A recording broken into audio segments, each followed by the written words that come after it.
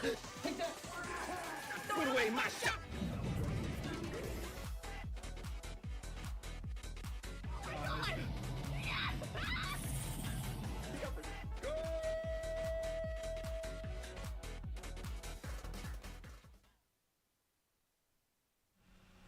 Alrighty, yo. Hey, guys, it's your boy Luigi Streamer here, back again with another awesome video here of working on Fear Free 2.5.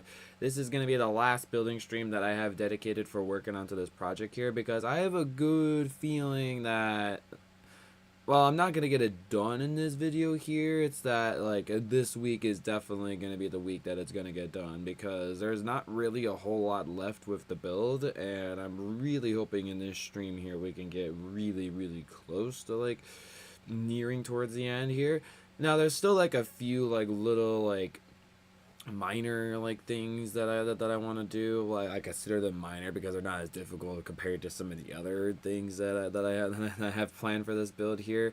But if I'm really thinking about it, I think there's only really 8 things left for this build here, and I did send that out to a bunch of the people that I want to be helping me right now, but nobody is right now helping me, so this is a little sad, but oh well. Let me go back to my DMs and let's see. Alright, so here's the following 8 things left that Fear Free 2.5 has left to do. We have the pale moss flooring around the Deltarune area, which is actually going to be one of the things I'll work on in this video here, you will see. We have replicating a bunch of Titan monster designs. I'll first design it and then like somebody can go replicate it. Maybe I might be doing all the replicating, we'll see. And then making a Susie 3D build, which my little sister did start on that, but it's nowhere near finished. Then we have making Rouse 3D build, making a Roaring Knight 3D build, a Titan 3D build, which are all going to be stupidly annoying. And then making a Dark Fountain, which will be annoying, but not as annoying as the 3D models of like 2D characters. And then making spikes around the entrance of Fear Free 2.5, which is actually what I'm going to be working on first thing in this video here. So I think the order of tasks that I'll try to be getting done in this video here is, well, first try to get the spikes done around the entrance. Then once the spikes are done, I'll work on the pale moss flooring around the Deltarune area. And then I'm going to work on the Dark Fountain, actually. Mainly reason for that is because I really want the replicating of the Titan monster designs to be done once the 3D statues are done, and out of all like the big 3D builds, I guess the Dark Fountain is one of the easier ones to do. It's still gonna be hard, but like it's not gonna be as extremely difficult as like Susie, Rouse, Roaring Knight, or Titan are going to be. So not excited for those at all. But yeah, so this stream here, I'm just planning on playing some, I actually genuinely really want to listen to the Sonic Racing Cross Worlds OST again, so I'll play that in the background, and yeah, we're just going to keep hauling some work on this project here. And I'll give you guys a quick update of like how everything's going so far. So yeah, so this is the final touches I want to do to the entranceway here. Then on the entranceway I will consider as complete.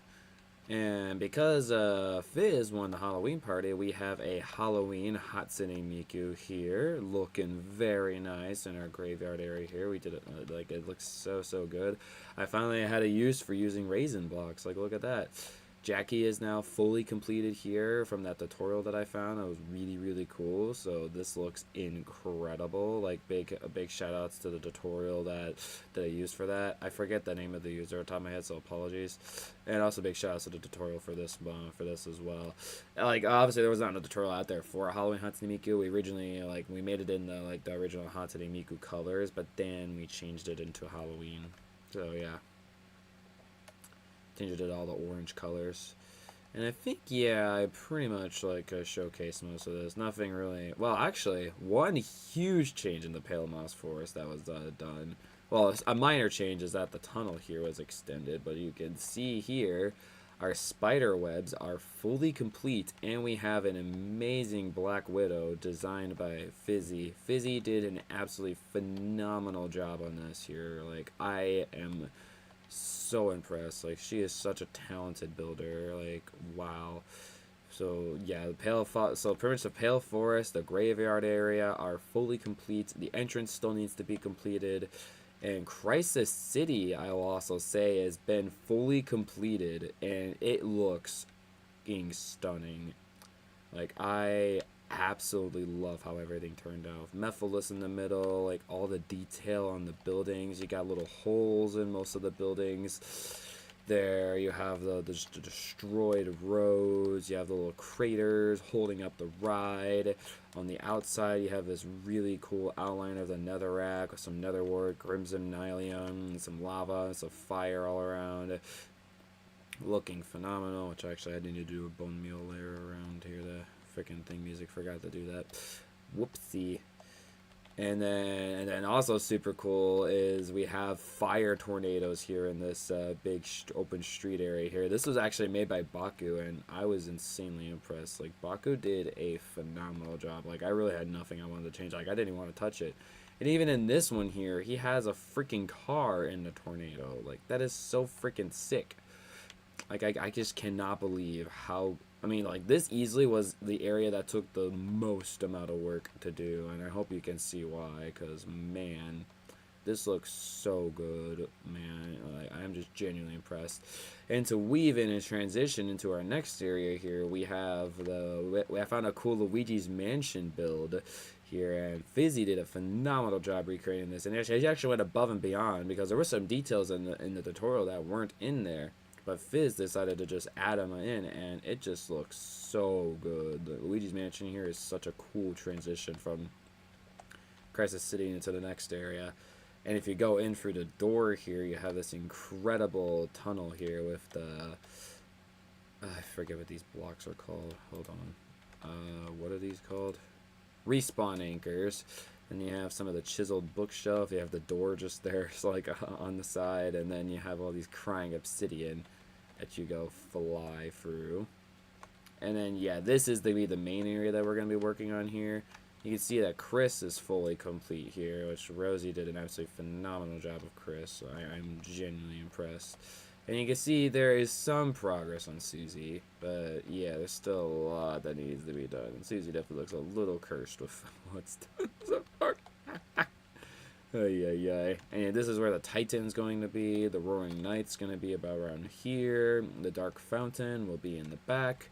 And what I meant by the pale moss outline is I'll do because I kind of wanted to like... because it just looks a little weird, just like black all around, and then it just goes into grass.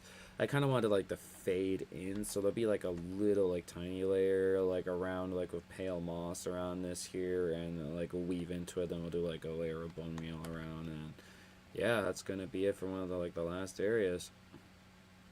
Pretty crazy. Yeah, it's just a crazy how everything has come together. And again, this has been working on, I think, since beginning of October or so. So the fact that this much has been done within less than a month is kind of crazy. So, like, again, huge help to everybody who's been helping out this project. Like, it wouldn't be this far done without your guys' help. So I insanely appreciated you. Like, the people who've been helping me, you guys are amazing. I just can't thank you enough. And I'm super excited to unveil the final product to YouTube here soon. But for now, I hope you guys will enjoy this Fear Free 2.5 building stream, and make sure to go hit that like button, hit that sub button for more awesome building streams here. Alright, well, let's get this started.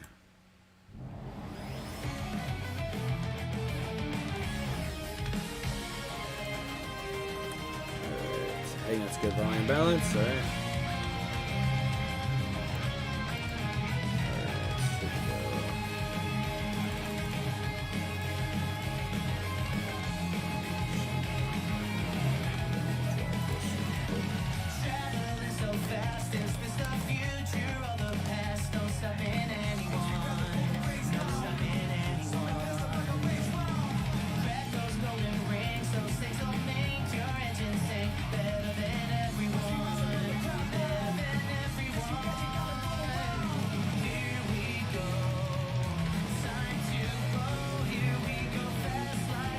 Whoever liked the video, by the way, much appreciated.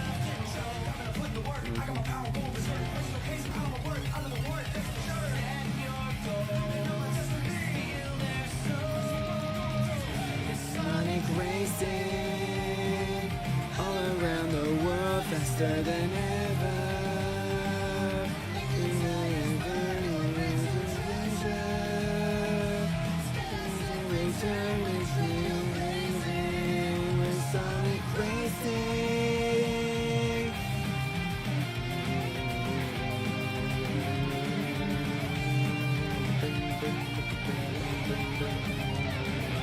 Gadgets everywhere, this race on land or sea or air. I'll give myself a break when the T-Rex escapes. Racing got the people saying in the stroke of luck, you might become a monster truck. So hit that power up, don't miss that power up, because you're off into another land, a world you don't completely understand.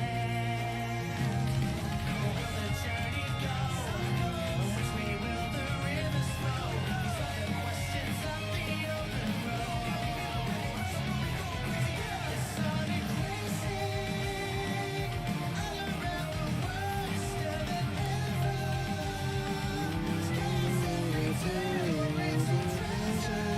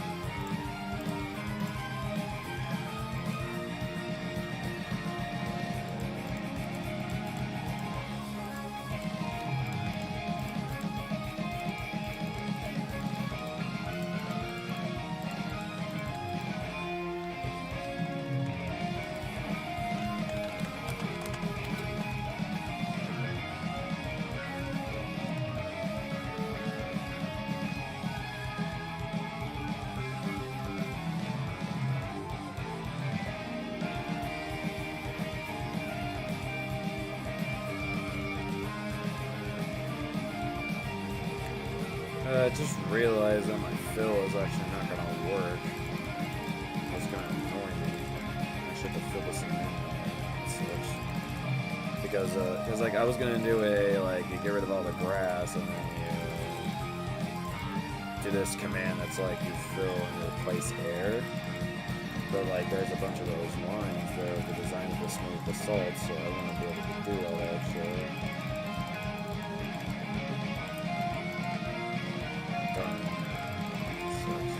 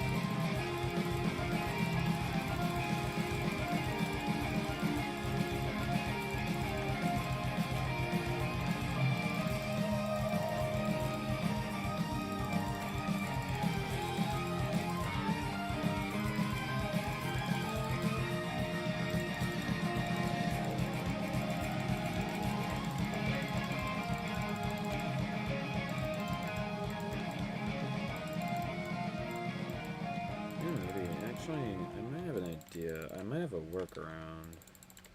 Not a problem, but... I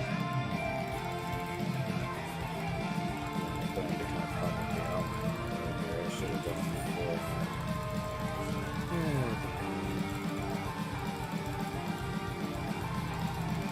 Probably should be faster, I think, for this.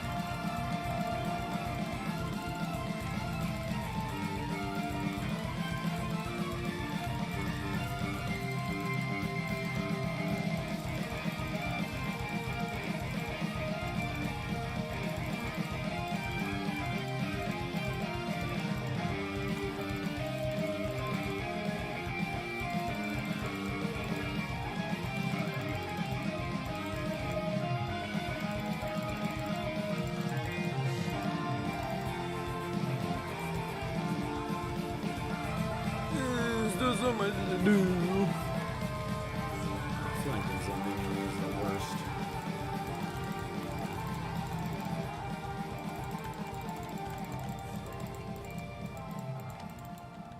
What a great building stream so far. All you're just doing is seeing Luigi fill in a bunch of crap.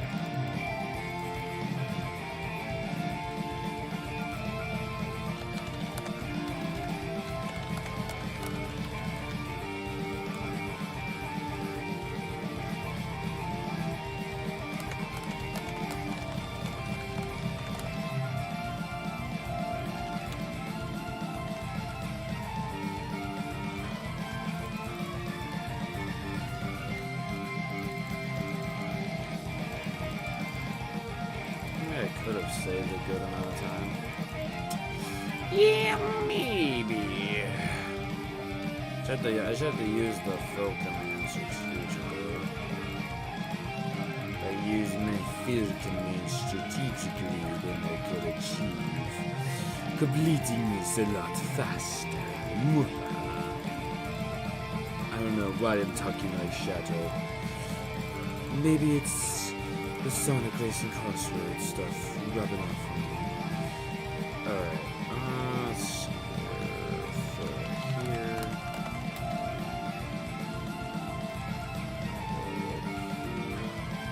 I think we can still take advantage of it.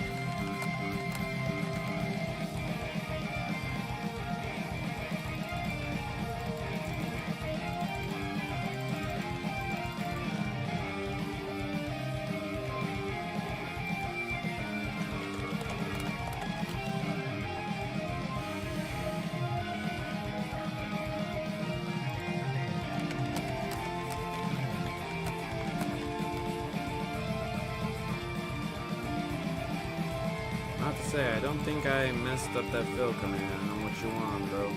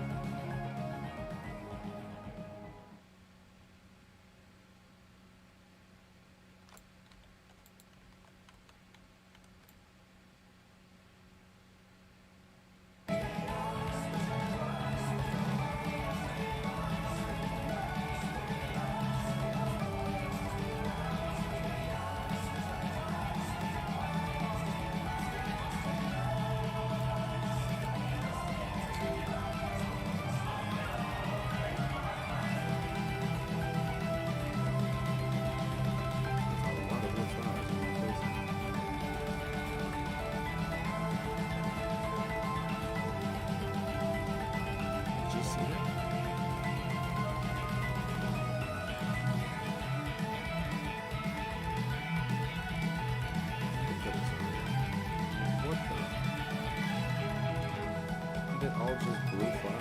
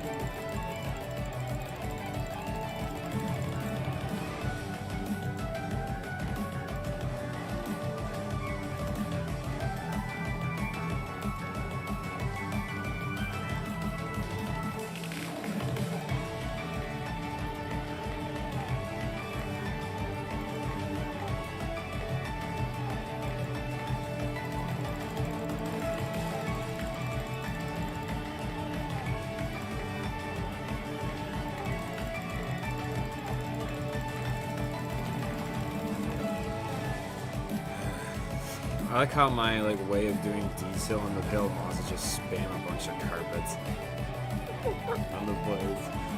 Hey, it still looks good. Try it. I don't really want to spend a whole lot of time on this part here. I'm already annoyed at the fact that I've already spent like 30 minutes on this. The stream says about 40 minutes, but I forget that I had like almost a 10-minute long introduction. Because I did a lot since the last building stream, so there's a decent amount to show off. Well, not just me, like the whole crew that worked on this has done a lot, so.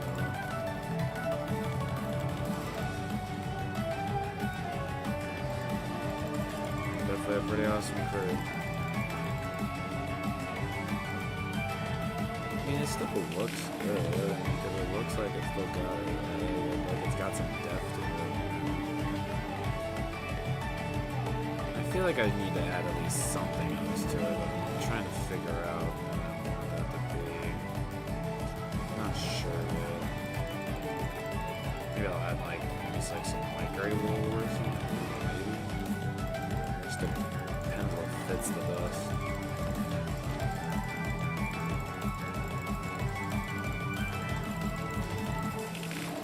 Sometimes my problem is working on these builds is the fact that I do too much detail, and because there's multiple times where I'm I could have just said Crisis City was done, but I decided no, I'm going the extra mile to make this look as cool as possible. If any of you guys are curious, I did, well, I'm sure none of you guys are curious, but I'll let you guys. The final preview for Fear Free 25 is uploaded as a YouTube short. Also, it's uploaded on TikTok and on Instagram and on Facebook. So, I'm going to check it out in 4 different ways across 4 different social media platforms. Which again, go follow me on all these other social media platforms. Yeah, that'd be great. One thing I knew I really wanted to do for the final preview was I wanted like to showcase one of the earlier previews for like a few seconds to show what Crisis City looked like on one of the previews, where like it barely had any detail at all, and then like it fades in and then shows like how crazy detailed Crisis City is now, and it just looks so freaking good, dude. Absolutely blown away how good it looks. What's the other thing, music? How you doing today, good sir? I think the thing I'm working on is probably what you should be working on, but I'm literally about to get it done. Whoopsies. Okay.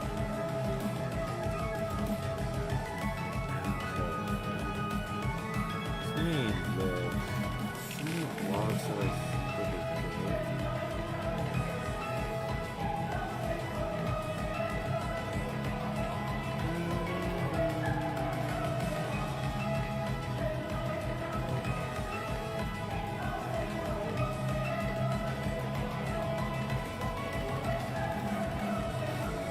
Like pale over? Maybe? I don't know. Maybe this? How would this look?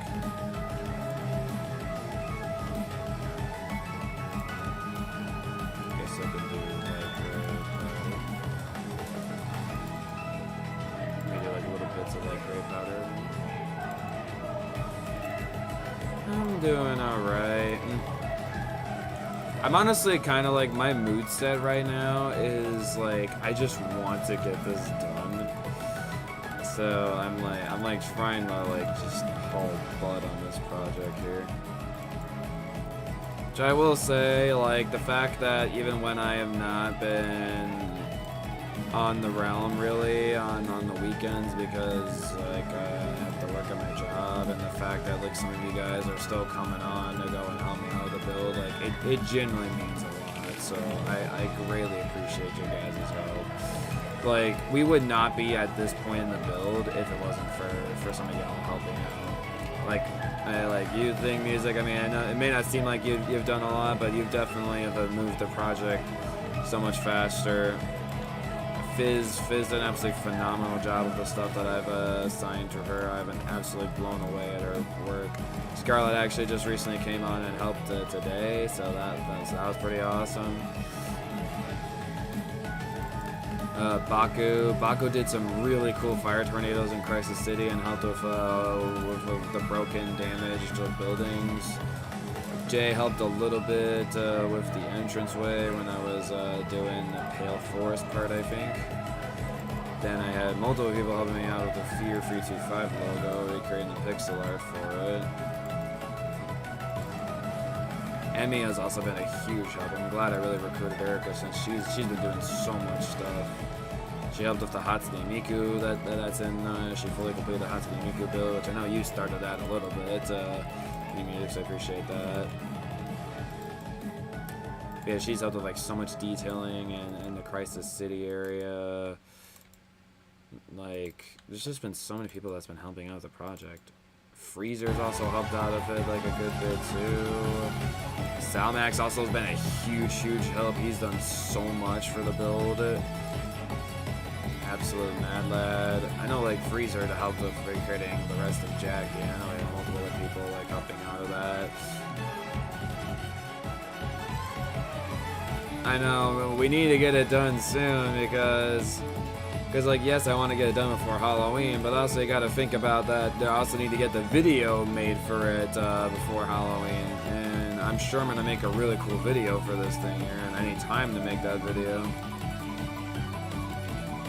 And the sucky thing is I'm really hoping I can have like not worry about work on Thursday, but unfortunately I have work on Thursday, and that's really gonna dwindle time that I thought I would have to really work on the build. Apparently my work is open on Thursday, which I'm kind of shocked by. I was really only something to see the point did, but yes, not. Good old Six Flags Great America is doing it as well. Ay.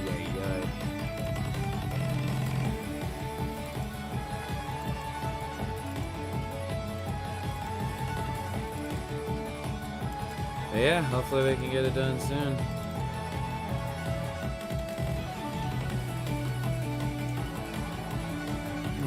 Have you done anything? I mean, I'm not sure exactly if you really celebrate Halloween at all. Like, do you actually celebrate Halloween at all? Like, where you're from, thing music, or do you not really? Is Halloween not really something you celebrate in October, or is it?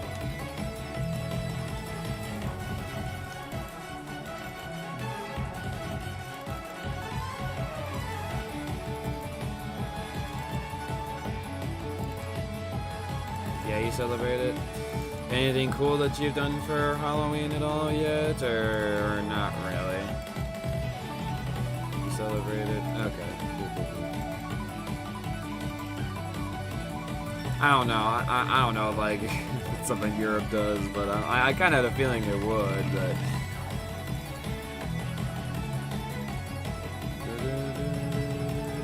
Isn't it like 10:49 over there for you? Kind of late for you, right? I can't believe it's already freaking 4:49 where I'm at. It literally felt like it was like at least 11, like just about an hour ago. How has it been like 5, 6 hours? Ain't no way of what I've been working on been taking that long. And I haven't even gotten into the incredibly complex parts yet. Like, those just bare outlines in this freaking area here are just taunting me, though. They're taunting me. I'm going to go to the concert of my favorite band next year. So, yeah. Oh, 9:50. Oh, so you're only 5 hours ahead. Okay. But usually people, like, in Europe are usually about like 6 hours ahead, but I guess there's some people in Europe that are only 5 hours ahead. That's nice. What would you say is like a normal time that you would go to bed? My times like basically fluctuate based on how tired I am. I feel like nowadays for me, I'm going to sleep around either like midnight, between midnight or through 2 in the morning. Most of the time it's been around midnight. I don't really stay up to 2 a.m. that much because most of the time my body's just absolutely exhausted. There's some rare occasions where I'll stay up even later, but I haven't done that in a bit. I don't remember the last time I actually did that. Maybe it was when I was playing Mario Kart World trying to get the collectibles and I didn't realize how much time passed. I was so determined to get those collectibles. I'm like, I ain't going to bed till I get these collectibles. Honestly, seems like something I do.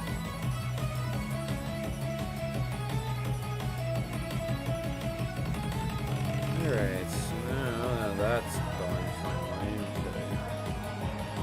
I'm gonna quickly go get the spikes over here. Let me do what I basically told you to do.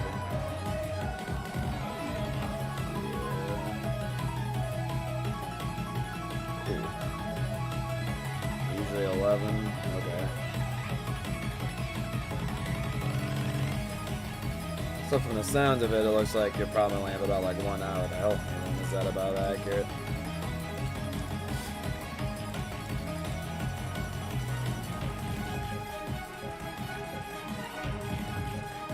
Sonic Racing Crossroads OST is ridiculous. I could not believe how good this OST is. You hear this, bro? I was losing my mind when I heard this the first time. I could not believe what the hell I was hearing. So good.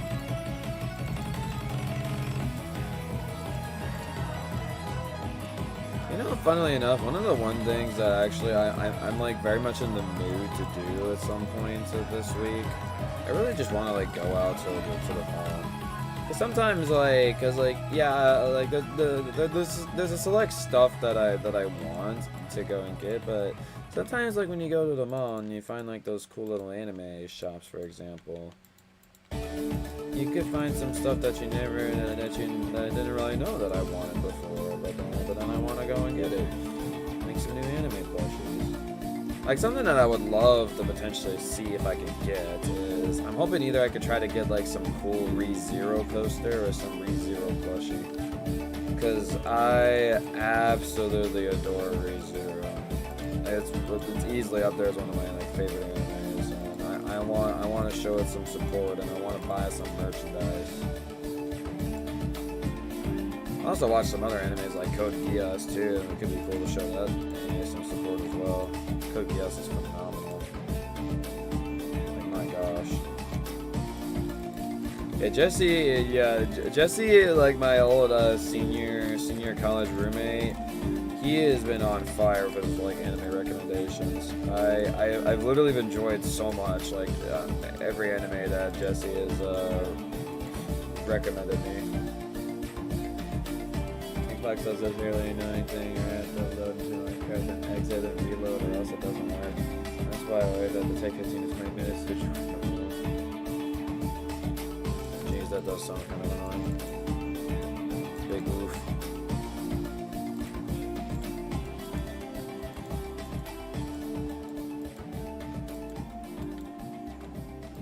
Alrighty. Well, hopefully you get on soon. I kind of feel bad because I feel like probably by the time you get on there, like I'm like finishing up the easy stuff.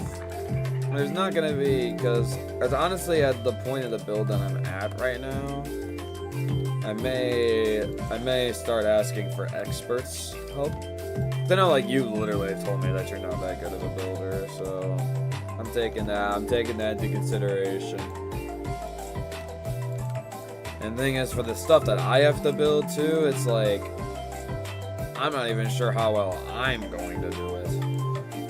Because honestly, at this point, it looks like I'm gonna have to do it, which I am very not happy about, but what you gonna do? Because once this, like, the spikes entrance is done, then what's left, I think the only easy thing that's left is recreating a bunch of these like Titan monster designs. That's like probably, besides also the spiked entranceway here, is probably the only thing left that I think you would be suited for doing. Cause yeah, here's what we have to do here. So I just finished this, so I'll cross this off. Two, 3, 4, 5, 6, 7. So 7 tasks left. I'm currently doing this one, trying to get this one done. But yeah, there's... Well, maybe you could help me with the Dark Fountain too. That's probably something you could help me out with, even though this one is the difficult ones. But yeah, one of the ones is replicating a bunch of Titan monster designs. So basically, like, if you look on the entranceway here, I already have designs for them down. It's just, it's gonna be that design, but way bigger. And like these like black balls, like with the white stained glass, are gonna be way bigger.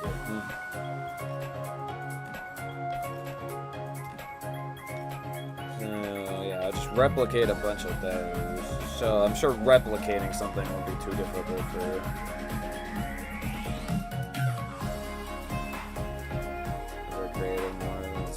Yeah, I agree with you on that. I'm not a survival player in the slightest. It's honestly why I have not done a survival series on the channel in a while, because I just don't really care for survival that much anymore. It's gonna be a grody spike here.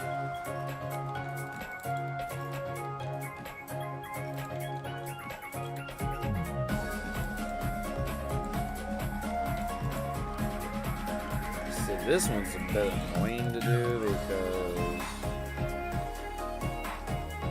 probably should get some dirt on here as well.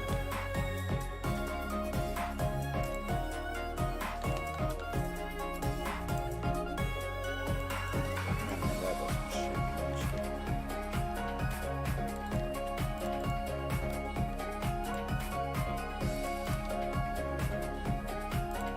It's the Leos. spikes I've ever done in my life. And I have to do a bunch of these freaking muddy spikes. I'm actually quickly type some today. Do some lighting work.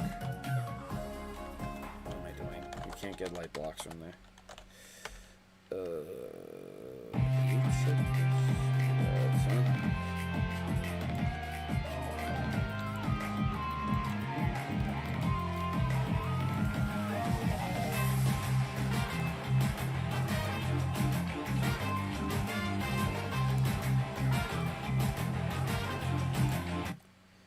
Skip the intro track here. There we go. Alright, sweet.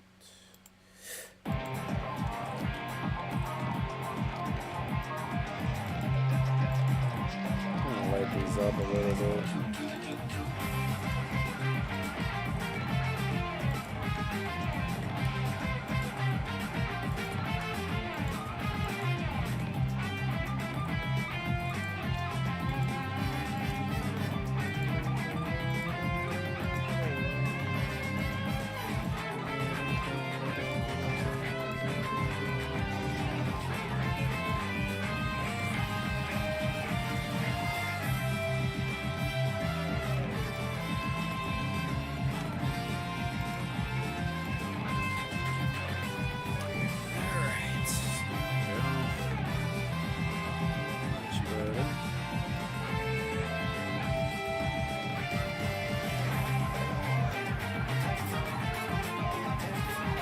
If you don't look at it close enough, you can totally think that's just stone.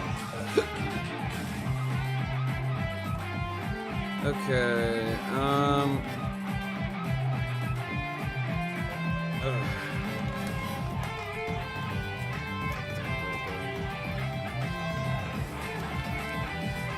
So basically, if you come to the entranceway of the ride, I'm just making a bunch of designs for spikes. I'm not sure if this is like gonna be too complex for you like to go and do, but if you want to see like examples of like how the spikes look, you can look around what's been done so far.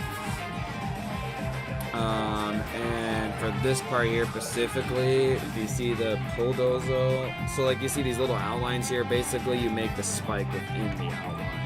You, like, don't make it out of the outline, make it only within the outline here. And then yeah, when there's bulldozer, you'll do the like bulldozer, and then when there's the muddy mangrove roots, and you do the muddy mangrove roots. And then you'll specifically underneath any bulldozer you do, just make sure it's dirt. Like that. And when you're doing the muddy mangrove roots, just make sure they're all facing upwards, not like this. Just make sure they're all facing upwards. Yeah. Go away. See the little stupid browser pop-ups come up and then they won't go away. But screw off. Leave me alone. Stupid pop-ups.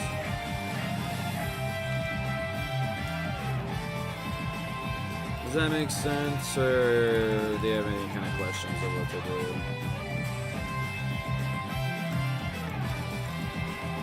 Because at this point I don't have designs ready. Alright, I'm frozen. Okay. Because yeah, I don't have designs ready at the moment for replication of the monsters. And I have to label like what kind of monsters I want in each area. It'll take me a short amount of time.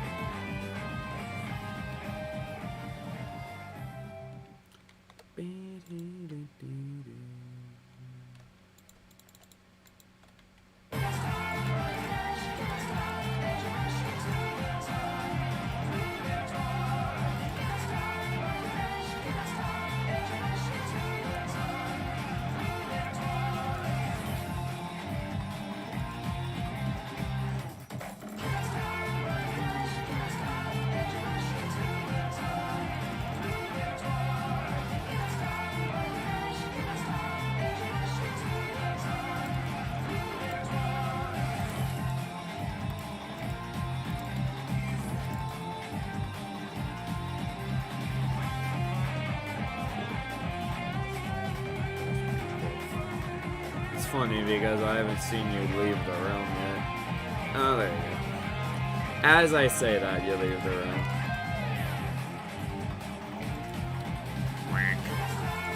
That's unfortunate.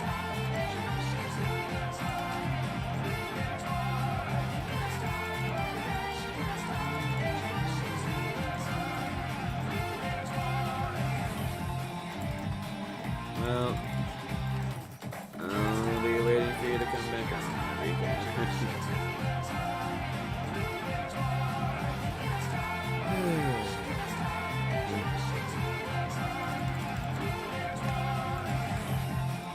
Just let poor thing music play the game. Oh, come on, Minecraft. So rude. Yeah, once I'm done with this part here, I'll start preparing some designs for the bigger dudes.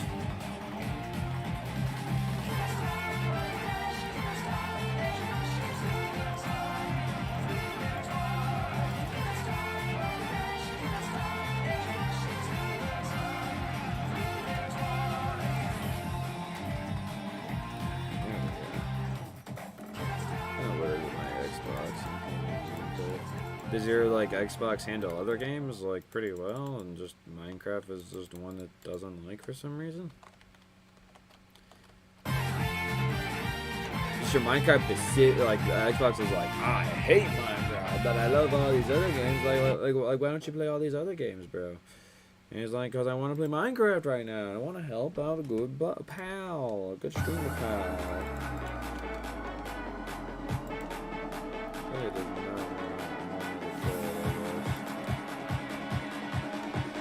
Well, if it doesn't end up working, it's okay. I'd appreciate it if you keep trying to make it work, though.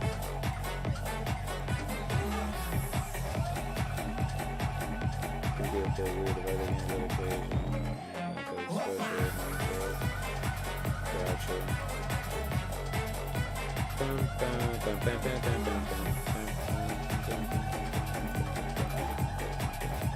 I didn't mean to do that, but I guess that works.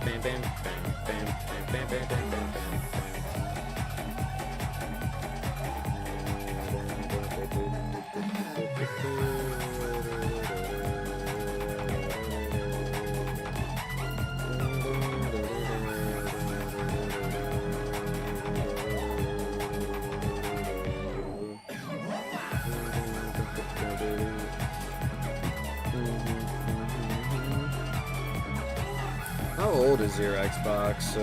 Do you know by any chance? Like, when did you end up getting your Xbox? Like, what Xbox is this exactly? Like, is this like an Xbox like 360, Xbox One, Xbox X? Like, what Xbox is this exactly?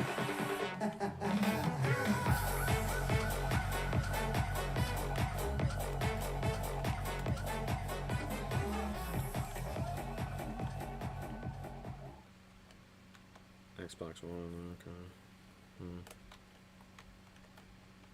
I mean, you would think an Xbox One would work pretty well.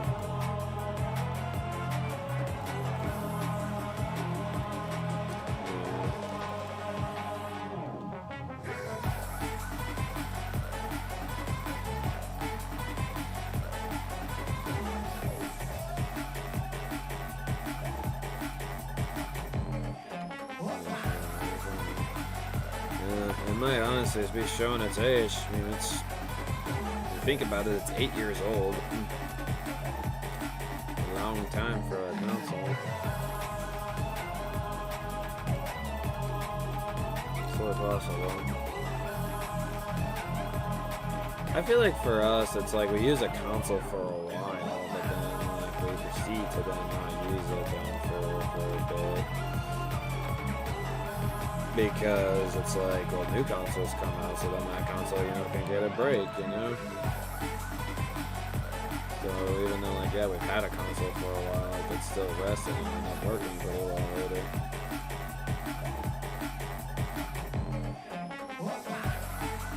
Alright, are we not crashing? Are we good? Or are we bussing? Or are we gonna crash again? Prayers, we're gonna crash again.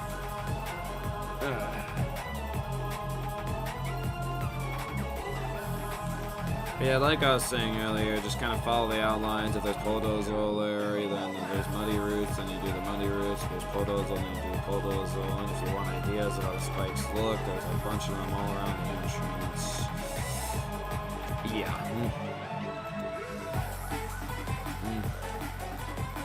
That's about all I can really give for direction. It's just you kind of have to customly make the spikes. And yeah, kind of like keep them about as high as you see like the spikes kind of around the place.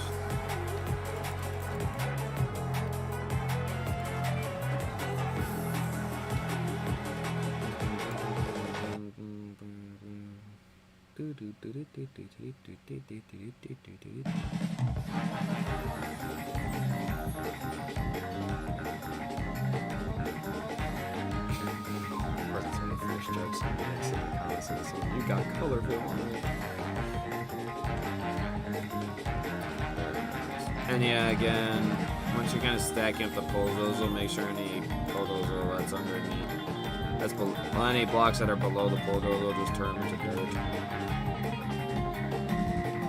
I'll even see behind me go over, that looks so nice. It's kind of weird, it'll put some here. I'm just in the game.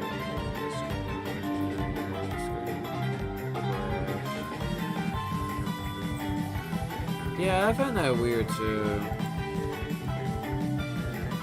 I think maybe you might not be able to help me out today. Sadness. I cry every time. But yeah, there are points in these builds like where like I do need a lot of help with like certain aspects of it. But then you kind of get to that point in the build where it's like I don't really need help. Which I guess like yes, it'd be nice to have some help in some areas, but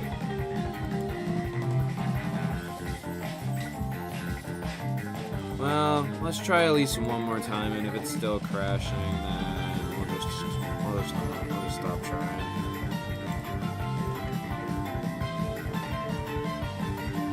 Be like, okay, Xbox, you win. I guess I won't play Minecraft on your suckage.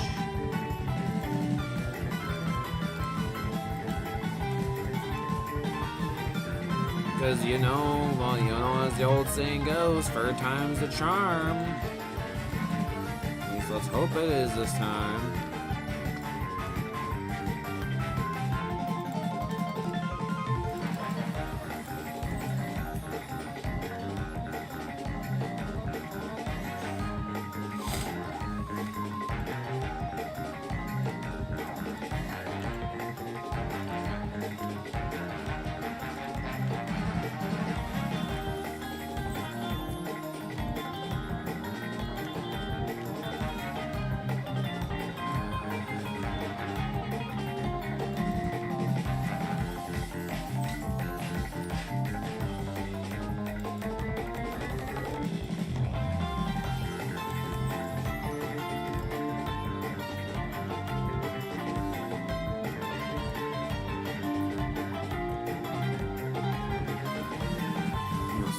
Spikes over here though. Very nice. These come out really nice. I'm happy how this all works.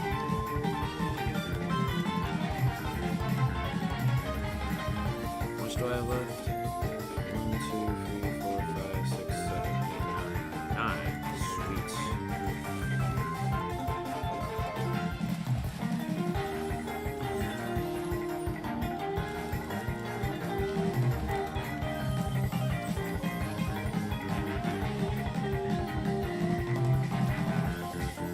That's 8.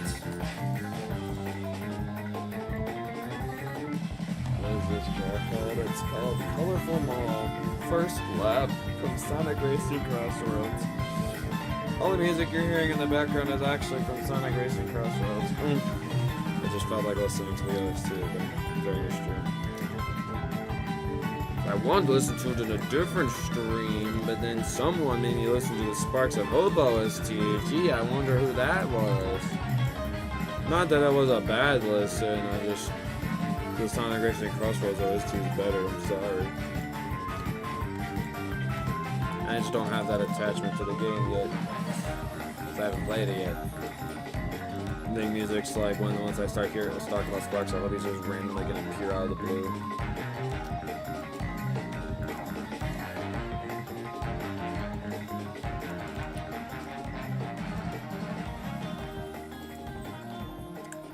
I was really hoping that you would just randomly appear out of the blue. That would have made for an amazing stream moment, but oh well.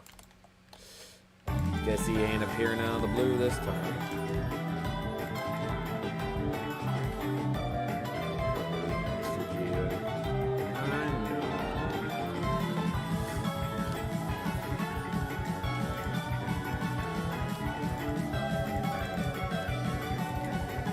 At least he kind of left the shit. It's just like, alright, well, I'm just gonna turn on my own music. And I think I might have started playing Racing Crossroads. Kind of crazy, the first building stream for this, like, I was only getting, like, limited progress done on this entranceway here. Kind of crazy how far we've come since the first building stream. Pretty nuts. It's gonna be weird to like soon not be working on this project anymore. It's been like because like this has been a project that's been in the works like this whole month, and a month is not a short amount of time. Like that's a lot of time.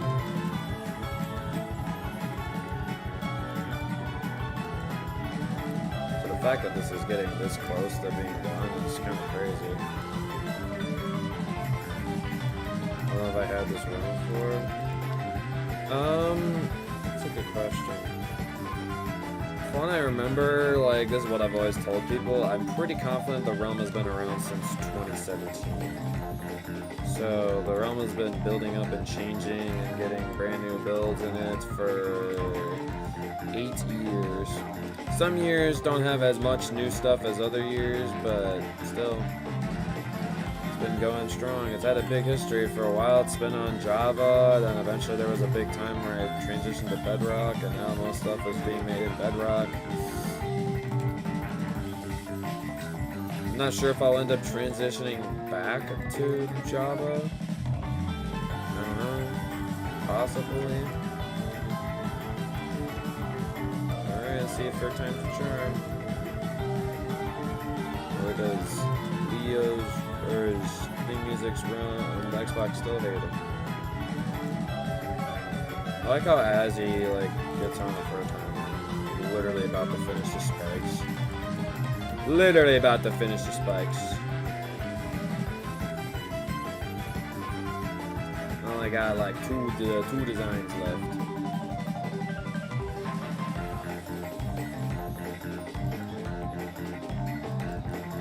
Yeah, it's been around for a while. There's still like some like of the really old builds. Because I actually still remember the main reason why I even created the amusement park world in the first place. Well, you're frozen in place. You're not moving. Because the main reason why I actually made this realm was...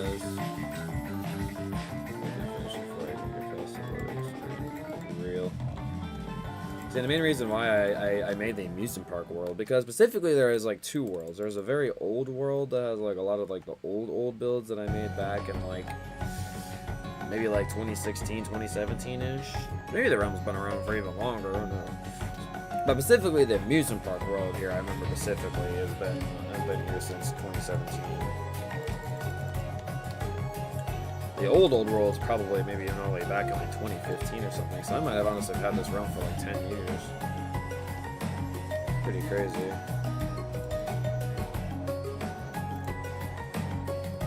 But yeah, the main reason why the amusement park world was made in the first place was I really wanted to, because I was working on a whatchamacallit.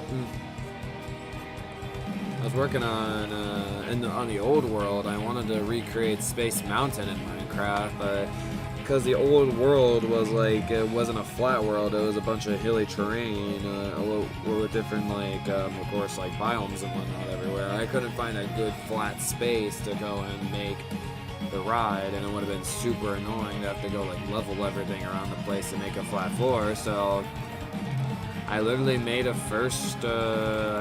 brand new world, and the first ever thing I did in this world was Space Mountain. Honestly, that's like one of the builds I honestly really don't want to change that much, because it's just got a historic value on the realm for being literally the first ever project that I've done on the realm.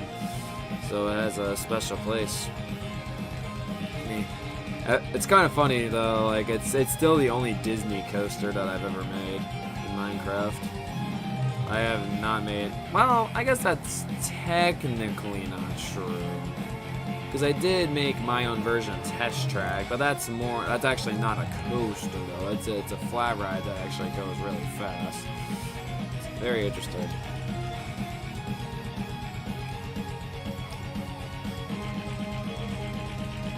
Well, yep, I guess for a time wasn't a true wank.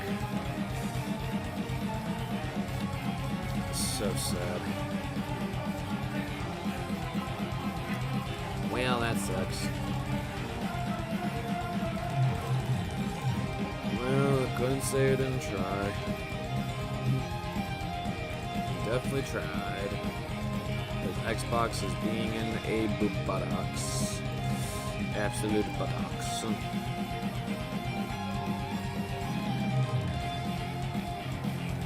Okay, I still want...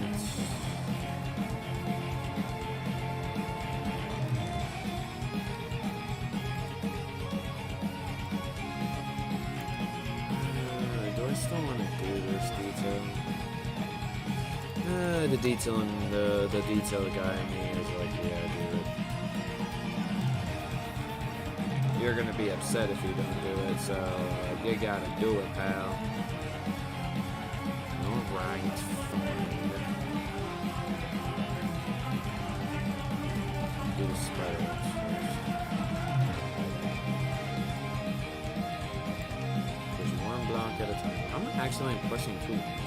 I'm literally lightly tapping. I am not holding the button. Screw you, dude.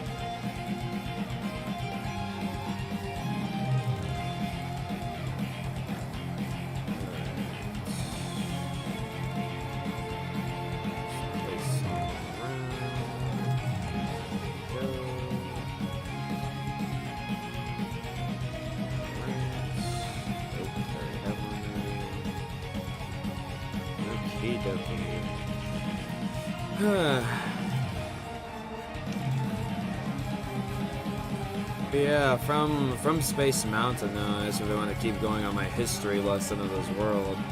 I'm pretty confident my next big project to really keep expanding the world.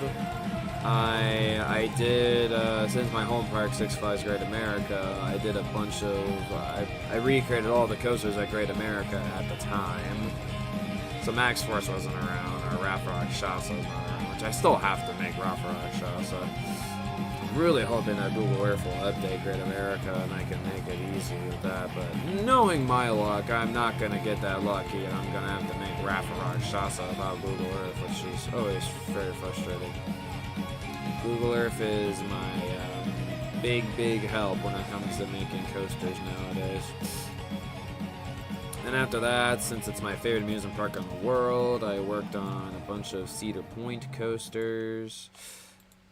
I'm pretty sure within there, I also did a made the Skylands Reborn parkour map, which is the first ever parkour map in the world. At some point later, I did do Bloodbath, which is my extreme demon parkour map, and then the last parkour map, which I haven't done one since, is Champions Road, which we actually did use recently for the Halloween party to see how far people could get in it within 10 minutes.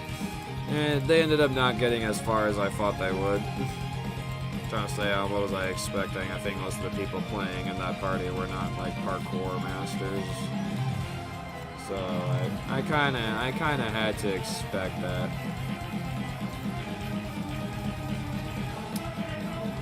Then from there, well, actually, now thinking about it, I think my next project was Knott's Berry Farm, because around that time I actually did go to Knott's Berry Farm for the first time, and I loved the small park so much that I wanted to make all its coasters in Minecraft.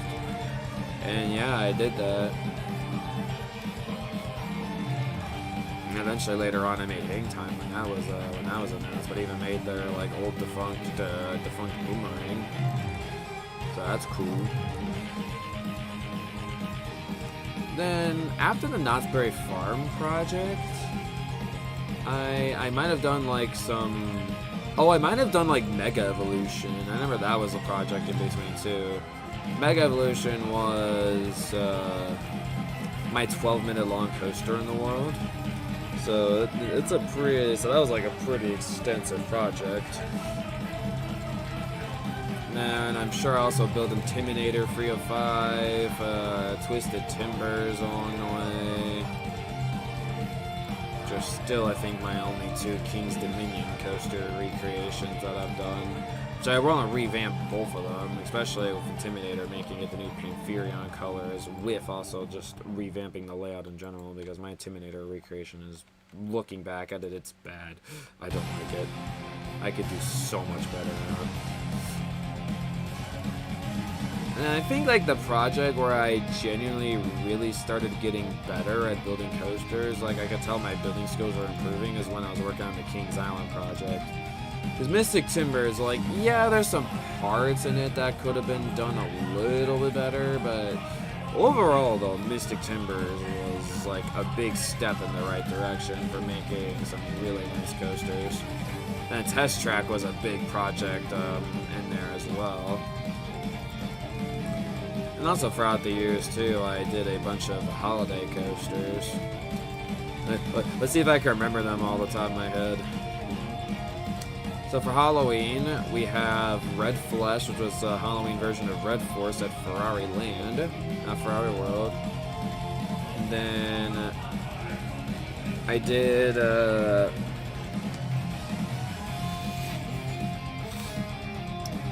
this is Max Flesh. I know, I'm so creative with names using the same one again. That was based off of Max Force at Six Flags Great America. And unfortunately, this was kind of also around the time, like, I think, like, for the first 3 Halloween coasters for 2017, 2018, and 2019. Same with also Christmas coasters as well. So one of the coasters that already existed in the world at the time, I would temporarily, like, change it, and then I would change it back. And nowadays I'm like, that's kind of dumb. Like, why would I do that? Let's just keep the build in the world forever. So now the holiday coasters are permanent edition. It's kind of like this year, because there ain't no way I would have done all of this like crazy theming all around Fury, like where it's actually located in the world. And honestly, if I kept doing it like that, just changing the coaster itself, then it's just like the creativity wouldn't be as much, because again, you have limited space to work with. So how would I have done all this crazy wrapping around of like the ride of all these like cool areas? I would not have done. No, like not at all.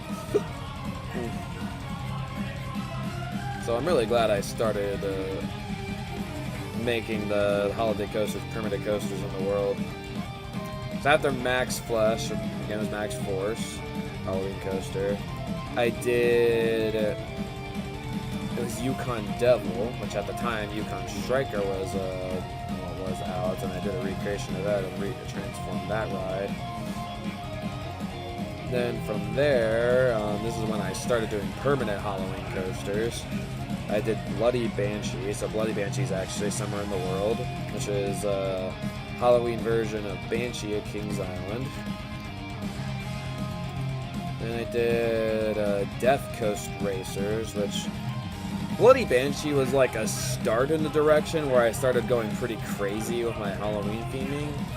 But Death Coast Racers, oh man, that's when the Halloween theming started ramping up to another level, dude. Like, let me tell ya, I went off on that ride. But nothing compares to the 2022 one. Like, easily by far the most, besides also this one, honestly. I'm actually, it's really hard for me to decide now, like, which one do I like more, because both Fear 325 and Millennium Fright are just so stupid cool. There's so much detail on both of these, like, in both of these builds. I honestly, like, really can't even decide which one I like the most. But yeah, 2022 Millennium Fright was such an ambitious project that it was delayed all the way till like almost Thanksgiving. So I made sure to learn from that and try not to do that again. Millennium Fright was so ambitious. I was crazy on that one. But yeah, after Millennium Fright, there was the hiatus, or I didn't do a Halloween coaster for 2 years. 2023 and 2024 has no Halloween coasters. That was like around when I was in college. But yeah, then like on 2025 here now we got Fear 325. I also could talk about some of the other holiday coasters I did too. You have the Christmas coasters, which I actually did do a Christmas coaster in 2023, ironically enough. It's kind of funny. But yeah, let me see if I can remember each of my Christmas coasters. This is good. Yeah, I'm good. Get some lights back. I actually got to move. So Christmas coasters, I did Top Thrill Chiller. That was 2017. I think 2018 was King of the Winter, which is King of Ka, which long live the king still. And then I did Frozen Orion, which was Orion Kings Island, which those are the free Christmas coasters that do not exist in the world. And then you have, then we start having ones that are existing now. I think first was,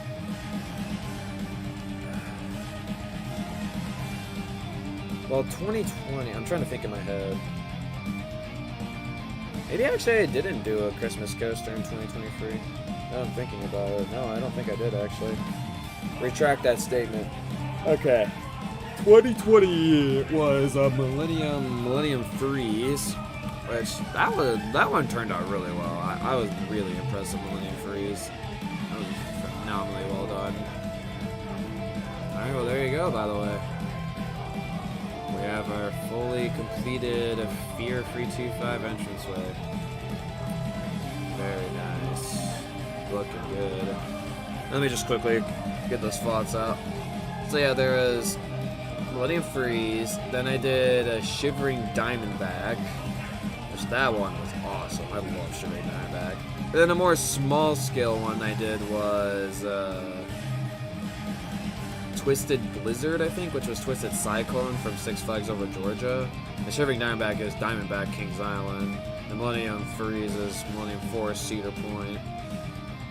I don't know like what the Christmas coaster is going to be for 2025, but just gonna have to wait and see what I decide on. Would be a cool build to go and do. And then after the Christmas coasters, there was a time I actually did one 4th of July coaster. No, actually two 4th of July coasters, which is a holiday we celebrate here in America. I did X-Celebrator, which I think was 2018. Then 2017 was the American Joker, which is the Joker at many Six Flags parks. Those SNS free spins. I honestly forgot I did those. No, actually, there's a third one that actually is a permanent build in this world. There is American Keeper. American Keeper, which is a gatekeeper at Cedar Point. That is actually the 4th of July build that is permanent in the world. Man, I'm remembering a bunch of my holiday coasters now. And then I did 3 custom holiday coasters for Valentine's Day. No, was it 4? No, it's actually 4. I'm not thinking about it. Yeah, it's 4. We got Sylveon's Valentine, Diance's Valentine, Mew's Valentine Rush, and then Meloetta's Valentine, I think. Yeah, 4 Valentine's coasters. Which, the crazy thing I remember specifically for Meloetta's Valentine, I had such a limited time frame to get that build done. I think I got Meloetta's Valentine done in 3 days. I don't know how the hell I did that in 3 days. I can show you what the build is, and it's pretty impressive that I got it done in 3 days. Yeah, a lot of holiday coasters over the years. Would you be interested in seeing any of them thing music? I'm kind of in the mood to showcase them to somebody. Oh yeah, I forgot this is Sonic Forces. That's cute.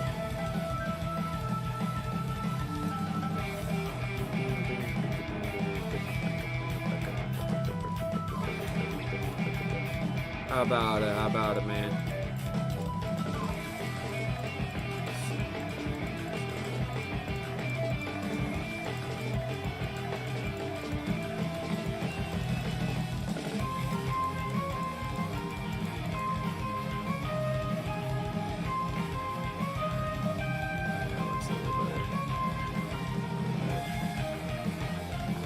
Okay. Well, so when I fly by it, I suppose. Oh, that's gonna make it look so good. So yeah, literally one of the most ambitious Halloween coasters besides this one here is literally right here. This is Millennium Fright. It's like I have this turnaround here with like a smaller graveyard here with like spider webs all over. This turnaround with some of the cool soul sand stuff. Cool spider builders just bleeding out. Got Muffet with the teacups here. Little campfires with like smoke spewing out of the place. This cool nether area with this huge turnaround here where you have a Sarlacc pit. Which there's a lot of sheep here. For some apparent reason. That's weird. Why is there a lot of sheep here?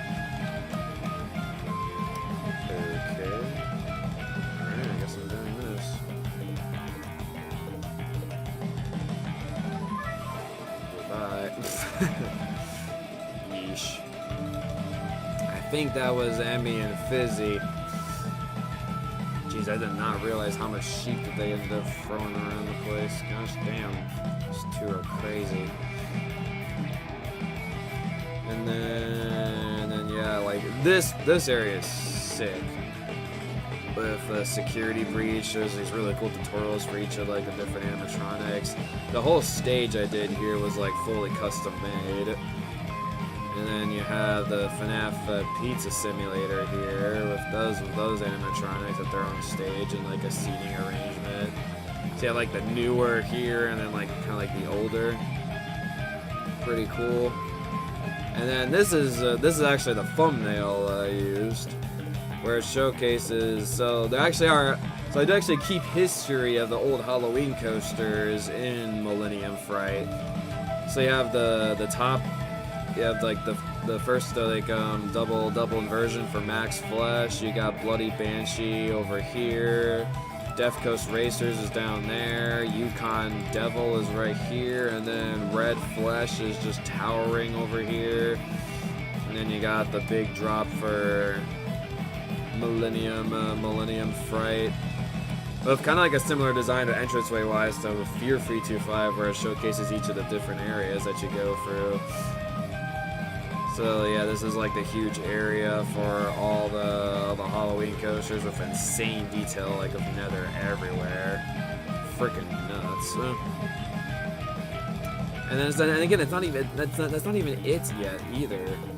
Then you have this huge ancient city area that the coaster goes through, and where most of the like the queue for the ride is. Like it's absolute insanity. That's why it's like so hard for me to decide like, do I like Millennium Fright more than Fear 325? I might honestly a little bit.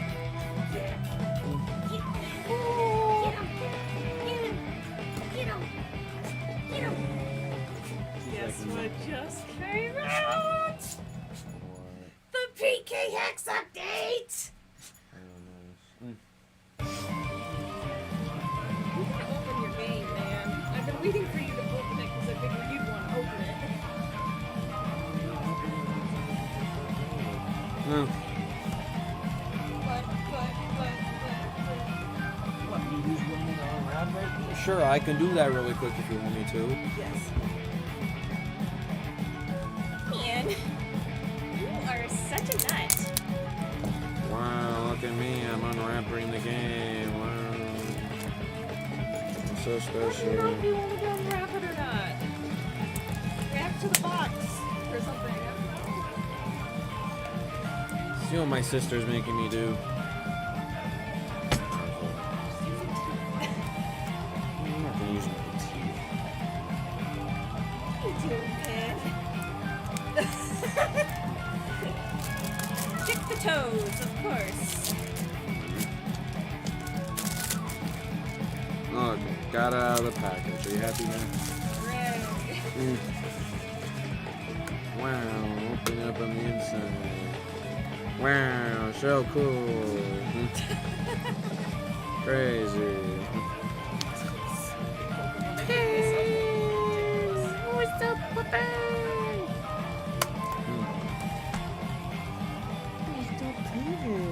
You're such a cute dog. Oh, it's beautiful, Hang man. out with Jacob or me? Man, with the shaders. No, she definitely wants to hang out with you. She doesn't like me. Oh, yeah. More than happy to say hi, though. She's still throwing her full attention to a sister. Didn't even really care for me that much.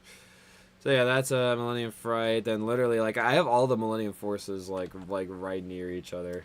It's kind of funny. Cause you have normal Millennium Force.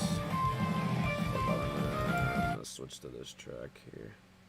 Oh, the very controversial Apatos remix that for Sonic Racing Cross Worlds. Look at all these like freaking sheep, bro. Oh my gosh. So you have like normal Millennium Force, and you got Millennium Freeze here, and then you got Millennium Fright over there. It's like all the Millennium Force like ones are all over here. Just look how cool these are. They got like ice sculptures of like the Cedar Point coasters, like Top Thrill, Millennium, Maverick, Steel Vengeance is over there. You have all these crazy ice sculptures. You have this insane Elsa build that I recreated off of Mineplex. 2 snowman, candy cane tunnels. Which we got another Elsa over there too for Frozen 2 logo. Like, these holiday coasters are crazy, bro. There's something else. Huge candy cane area. Got the candles of Hanukkah. Got some lights. All these presents. Awesome. And even Shivering Diamondbacks over here. Shiver Words there, and its own candy cane area. A bunch of presents. The lake, the water drop part is just frozen. Well, actually, it's got water on top of it as well, but yeah. You got Vaney, but with a candy cane, rainbow candles, absolutely insane entrance with different colored logo, Shivering Diamondback, looks crazy. Got like this huge Christmas tree, which unfortunately kind of got ruined by Bedrock, because now all the cool colored Christmas heads that I used before are now Steve heads. Which pisses me off still to this day, but oh well. snowman there. Candles of Hanukkah again. This crazy ice area. Some ice sculptures of some of the Kings Island coasters. We got Glaceon Kirby, a fire flower. We got a gingerbread house. Grillbees from Undertales over there. Got a snow globe that has the S and shivering in it. It's crazy. I'm so happy like with these builds, bro. And I think actually American Keeper is over here, which actually I gave it show off Twisted Blizzard over here. Yep, American Keeper's over here. American Keeper was one of the more simple ones to do. Like, yeah, I gave it a pretty cool entrance. Got the flags and like got flags on the keyholes over there. Cool custom American Keeper logo. Yeah, pretty simple. Twisted Blizzard here is one of the more simple like Christmas coasters, but still got some fun detail. I really like doing some specific things all the time. I love my candles of Hanukkah, got a snowman, got the logo out of snow. Got a really nice festive station here. We have these beautiful flowers that Rosie made. And there's these beautiful Christmas trees, all these like freaking stars in the sky. You even got the Star of Bethlehem up there from the Bible. Yeah, it's definitely one of the more simple ones though, because again, it's not like that big of a coaster. You have a reef on there, which again is ruined by Bedrock, because freaking Minecraft colored heads don't work in Bedrock. And we also got the Charlie Brown, the little Charlie Brown tree in there too. So much fun. And yeah, the other Halloween coasters would be kind of a bit of a pain to get to from where I'm at, so I think that's all I have for showcasing, but yeah, pretty cool. Yeah, I also even got a frickin' Santa sleigh up there for shivering Dynamac. It's just like, it's just crazy how I attempt to just keep one-upping my builds every year. It's pretty crazy.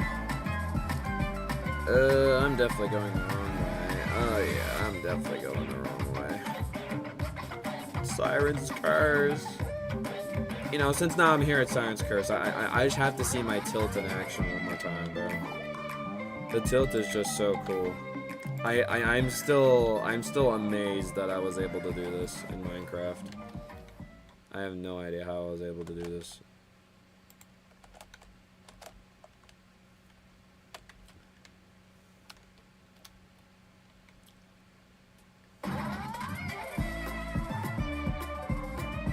Like, look at this, bro.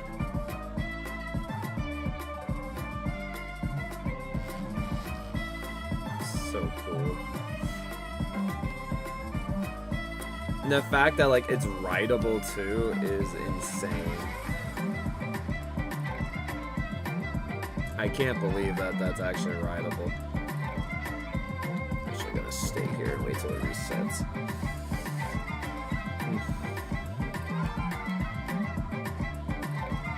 Okay, well, apparently this red line didn't get removed for some reason. Whoopsie. Yeah, so sick. Oh my gosh. I gotta love me just going absolutely above and beyond for some of my builds. Millennium Force Reborn. That was crazy. Alright, let me fly back to Fear 325. Let me know where it is. Me just completely flying in the wrong direction. I will say this is by far one of the coolest things ever. The fact that I have like this is like so cool.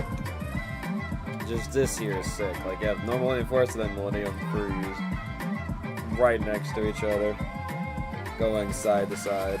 It's so cool. Love it. Love it. Love it. Love it. All right.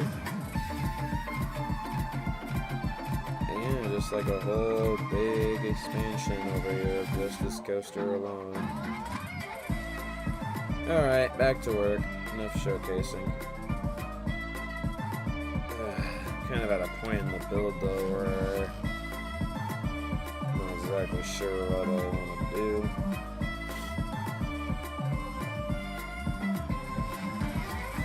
Alright, I'm thinking I'm probably going to attempt making the dark fountain.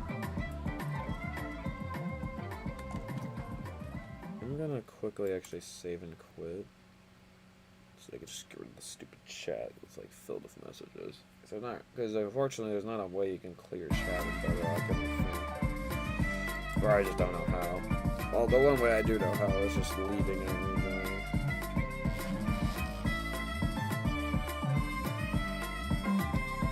Alright. Cookie accepted.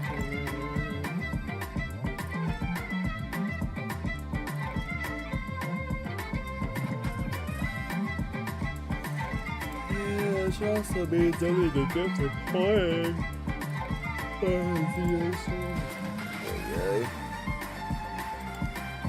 Boys.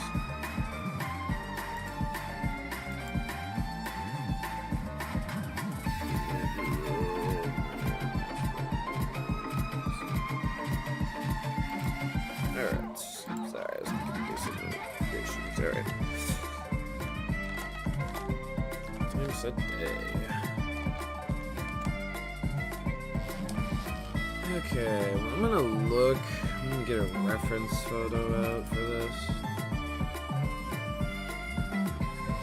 I'm gonna look at all the instructions that I gave to this.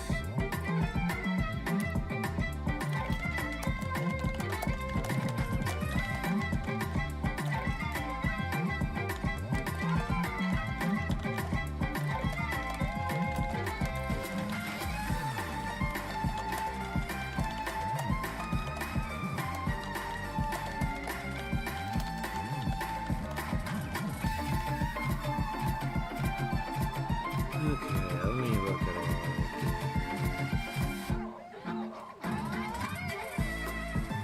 it. Dark fountain, marked of cyan concrete, shoots upward behind the coaster track. Make it nice light blue with touches of blue.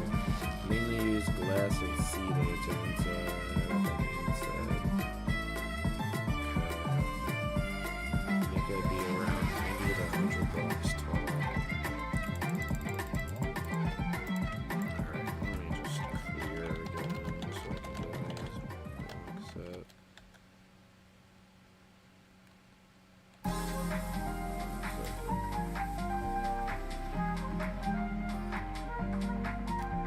Wow, 6.8 magnitude earthquake hits the Caribbean today. Wow, it's kind of crazy. Life-threatening Florida flash floods amid tornado risk. Oh, geez, so much fun weather.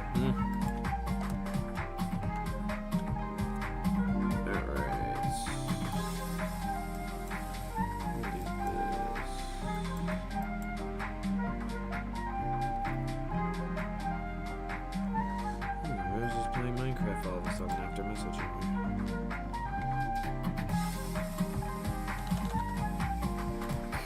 Okay, so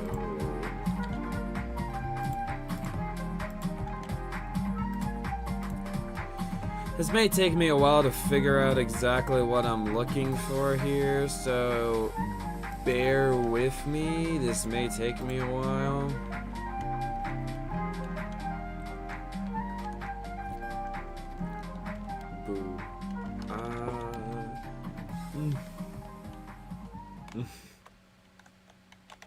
Was good. I was not expecting her to come on. I was thinking just send her a message to see maybe if she might. But she came on. Yay. Ooh. So welcome back.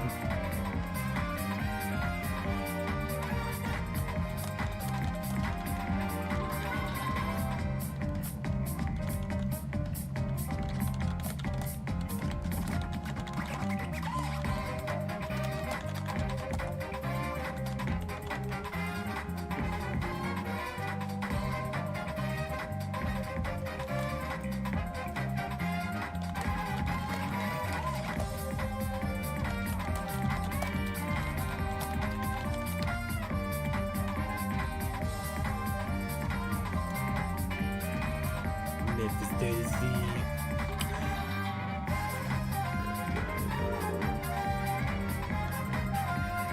Yeah, something else I actually will say, before I started the stream, I actually did how it goes through Luigi's Mansion. I actually had to redesign the layout a little bit, just so the layout would go nicely into the door here, and you have this cool, like, spiral thing with the crying obsidian with the respawn anchors and then bookshelves.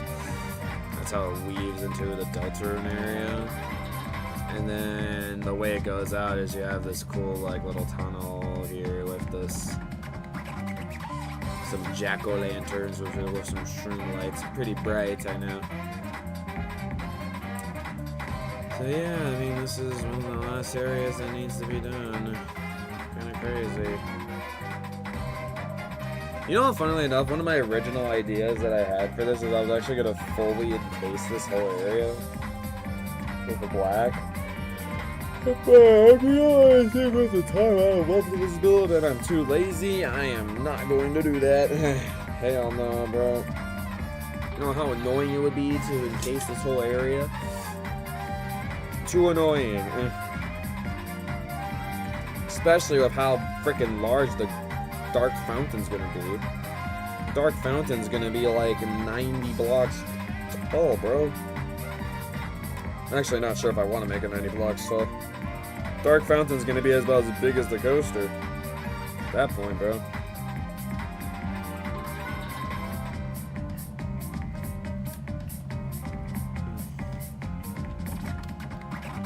Okay, so how do we want to design this?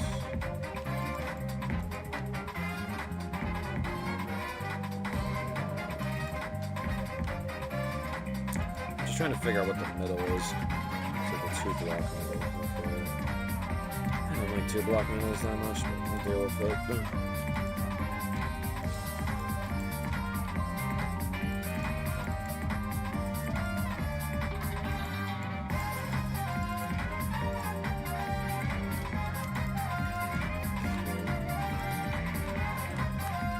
Like the same on your sides. It's 6 blocks.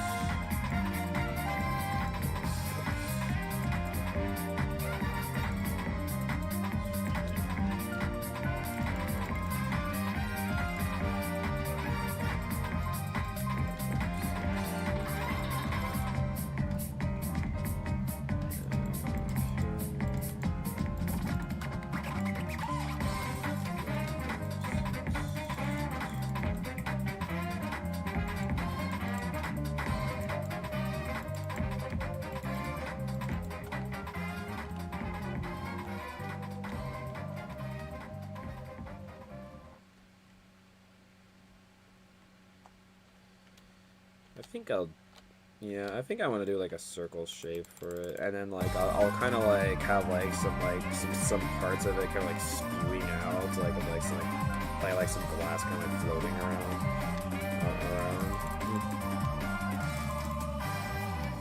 I think that's my idea. And yeah, I'll have like some. I think we'll just build this up with light blue. I'm gonna first figure out how big do I want this to be exactly. Because I did say 90 to 100, but I'm not sure if that's actually what I want to do. I think just so like what I want to determine right now like what size what I think it like works the best.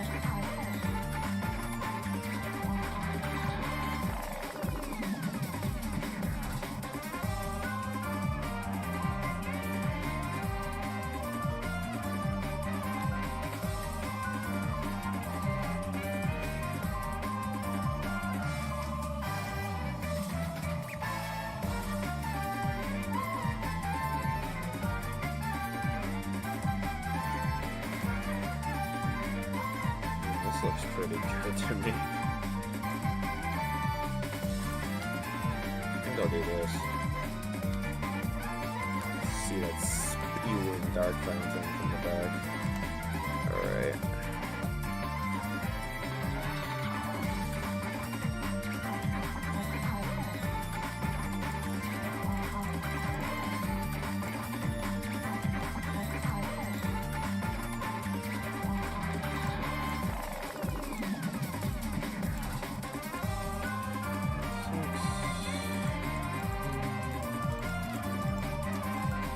gonna design the outline up here.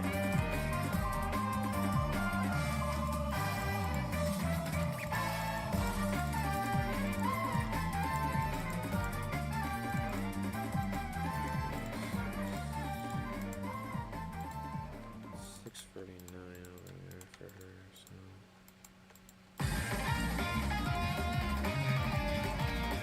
Oh, one of my favorite Sonic Racing Crossroads tracks. So good.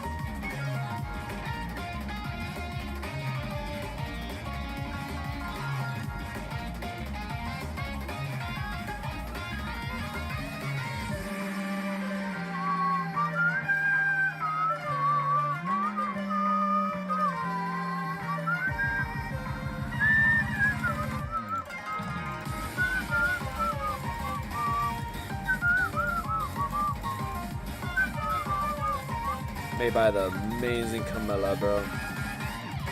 Camilla's freaking crazy, bro.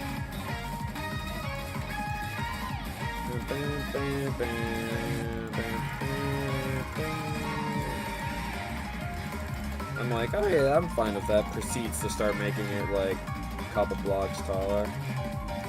Well, like I want to make like the dark fountain like it's something that you look at. I want it to be something that you look at.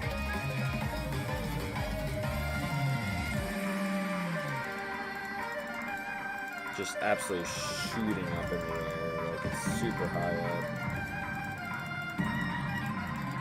Yeah, this is gonna be a big pain in the booty to go and make, but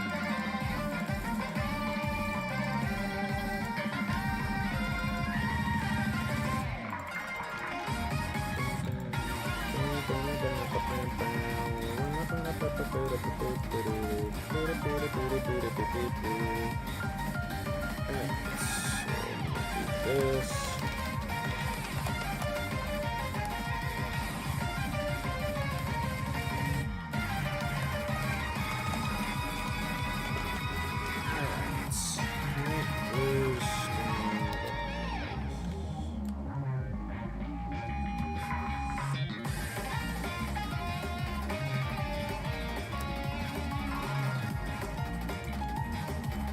Probably gonna do fill commands for the rest of the two blockers. Might not save me much time in the long run, but whatever. It'll save me a little bit of time.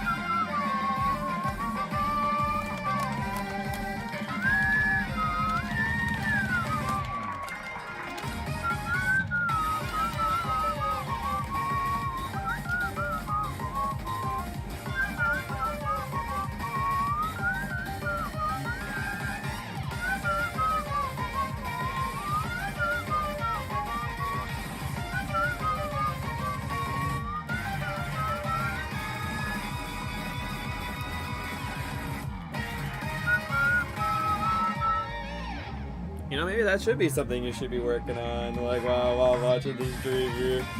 See me build. Maybe that is something you should work on. If you ever want to get that video game OST right. Speaking of, you said you wanted to get enough for a video game OST reacts. Which video game OST are you interested in recommending to me? Just curious.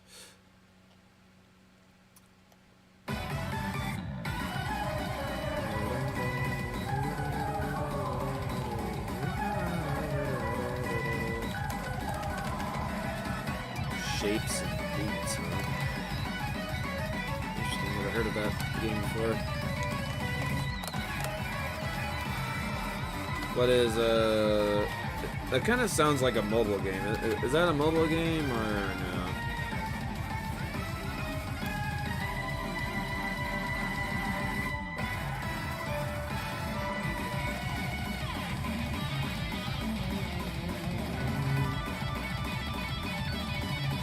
For some reason, it just sounds like a mobile game. I don't know why. The game is just, it's called just Shapes and Beats. It's just part of PC. Oh, okay. I don't know why. That name just reminds me of, like, some mobile game that someone used to recommend me, like, tracks from. I don't think it was you, but... And I forget what that mobile game was called, but... I think it might have been called Mobile City, maybe? I don't know, probably? I don't know. I don't remember. I know I have some of the tracks actually on my iTunes, but again, I don't remember what it's called, though.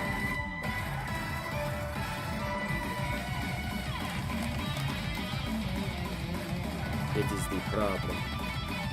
Let's do this. I'm used to like flying up, and I don't get anything built up. It's called being strategic.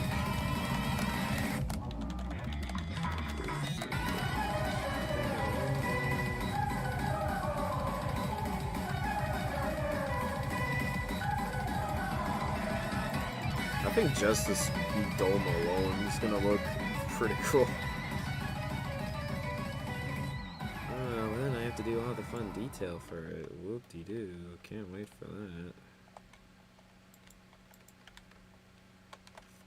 Kind of a rhythm game like Geometry, except you're square dodging stuff. Ah, I see. Okay. Well, I definitely know that there's a lot of good music that has come out of Geometry Dash, so if it's anything like Geometry Dash music, it may be pretty cool. Okay. Oh, there's a storyline. How long is the game's OST?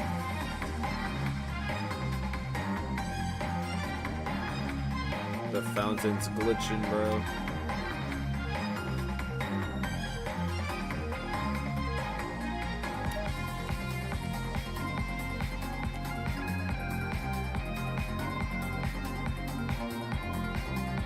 Some people that made music from Geometry Dash are on it. Oh yeah, that's sick.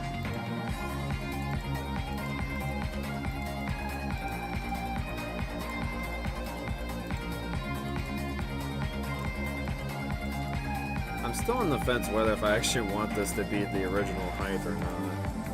I'm actually really considering it. Crazy, that's why. It's like, I've already gone above and beyond for so much of this damn build already. Like, well, like, why not let's just go above and beyond for more of it? Like, frick it at this point.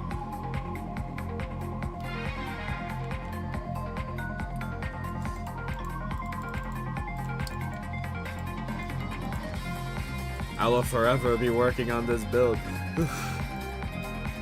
The grind never stops.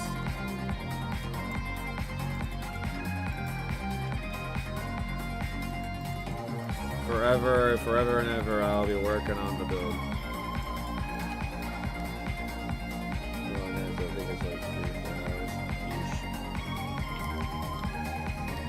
It's gonna be a long music reacts to see.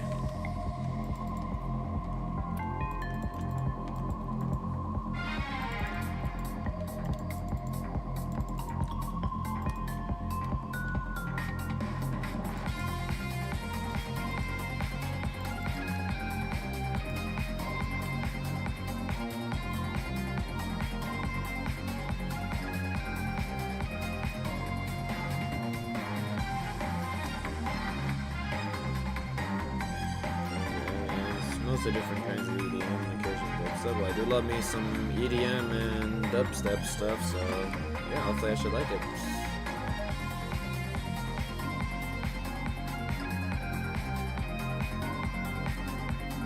Okay. Something I'm on the fence. So here's my idea that I have for the fountain here.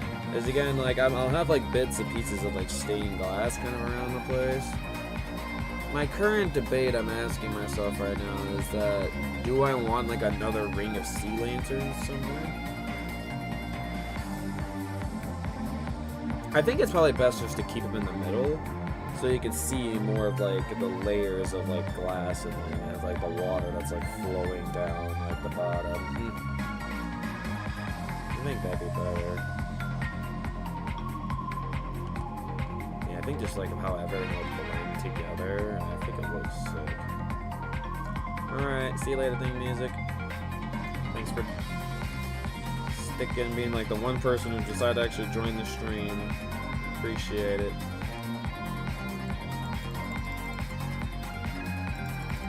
Alright, forget. I'm going to 90 blocks in the air. This is 90 blocks, right? Oh, that's 89. Now it's 90. Sweet.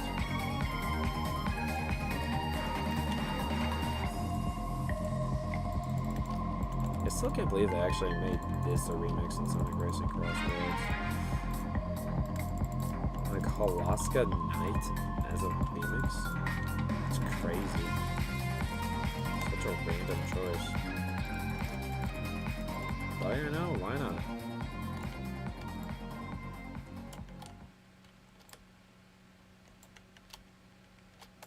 It would have been fun if they actually made like the date, like the fast version of it, like the daytime theme. That would have been a fun little thing to do. Include both variations.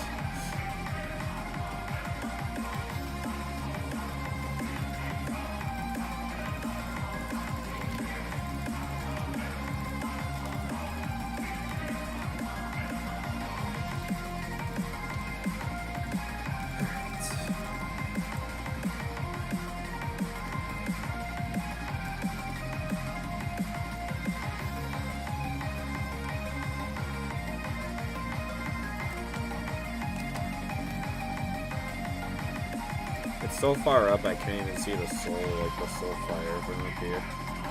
It's crazy.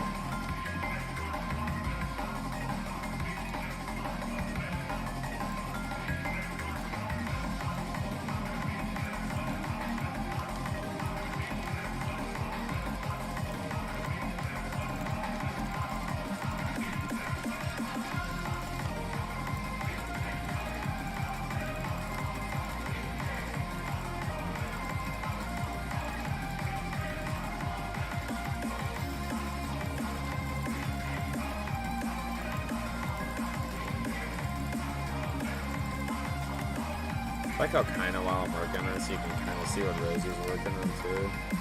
And I can freely model for Susie. Oh, whoops. Making this way too tall. Yes, let's go up to 100 blocks, baby.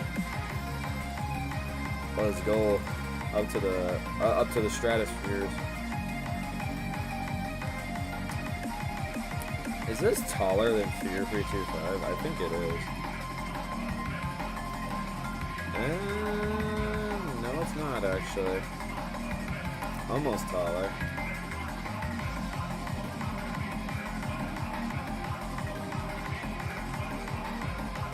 Alright, honestly, since that filling took longer than I thought it would, I'm actually just gonna be flipping those here.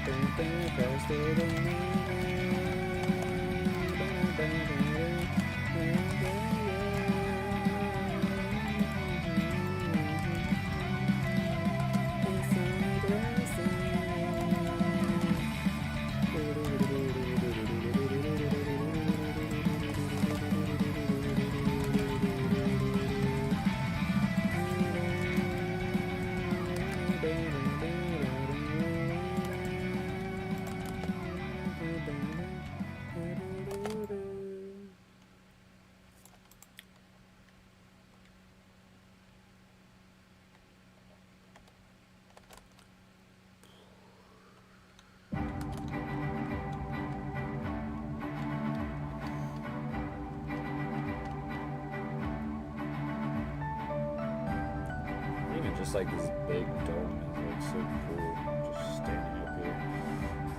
Bedrock can't handle the glass detail, but it keeps glitching.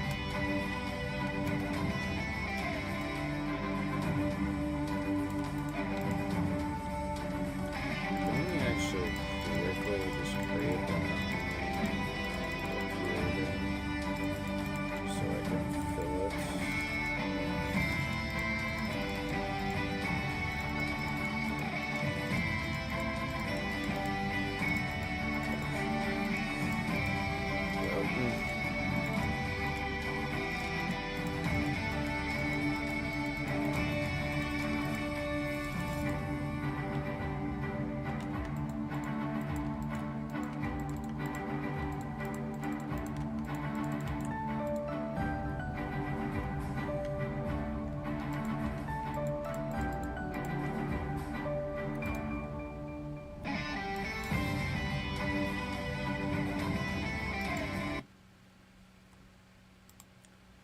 Alrighty.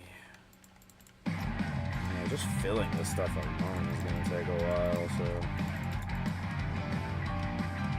I'm not too sure how much longer I want this building stream to go for. I'm on the fence on that. We'll see. Just keep going for now.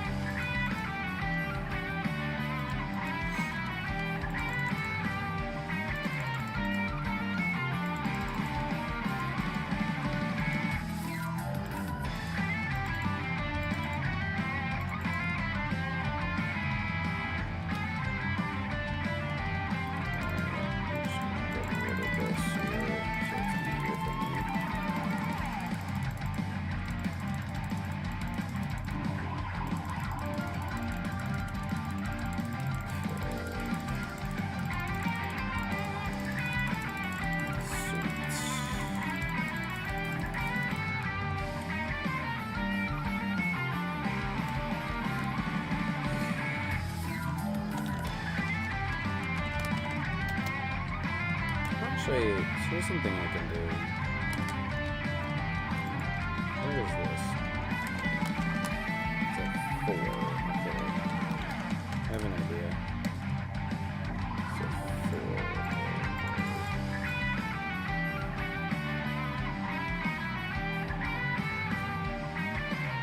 I have a way I could actually make this go significantly faster.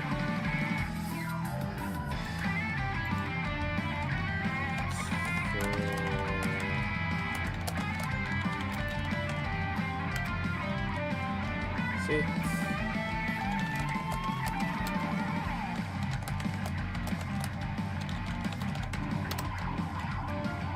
I think of doing this in the first place.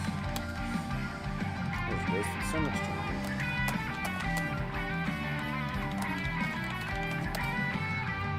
It's gonna take as long as I thought it would.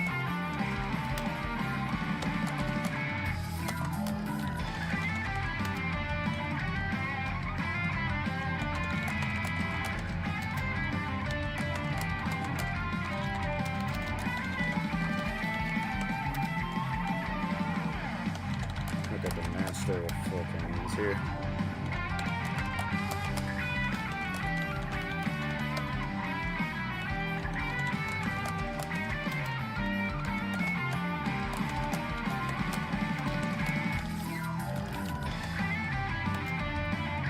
Oh yeah, baby. We're getting all this filled in.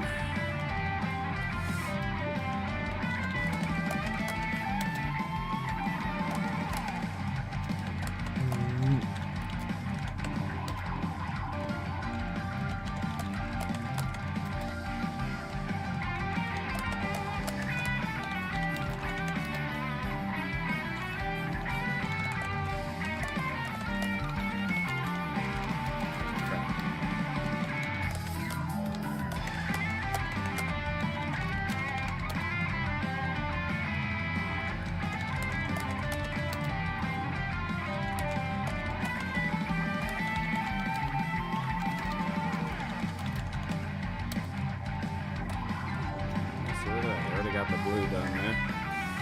Glad at least the fill radius is not getting canceled out due to the height.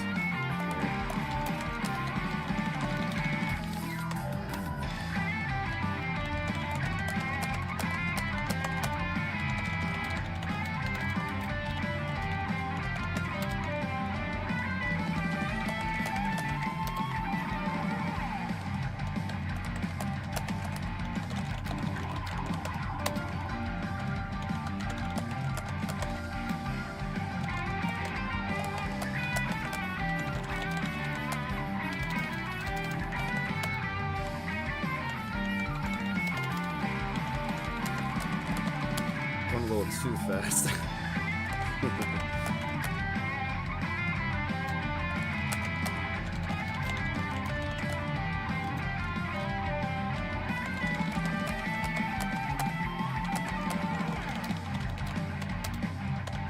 Whoops.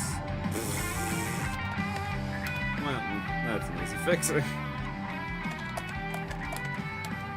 Yes, I wanted the light blue shulker boxes there, alright. Yep, totally. That's what I wanted.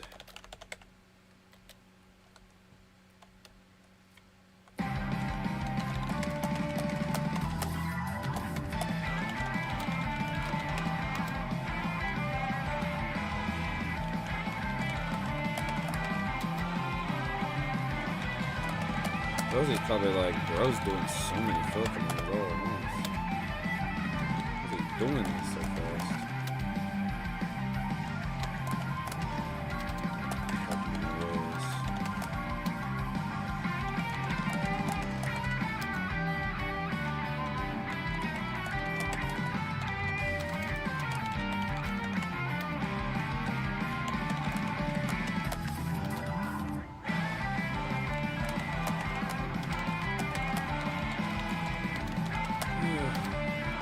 Gosh. Honestly, we can probably just do this.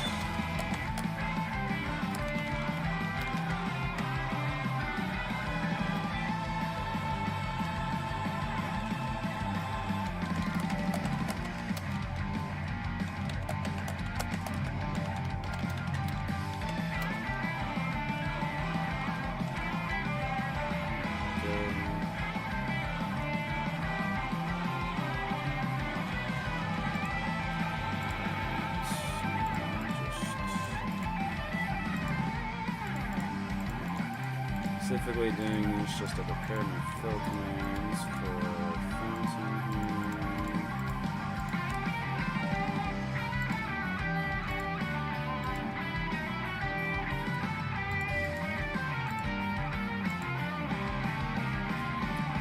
I'm sure I can probably just do this.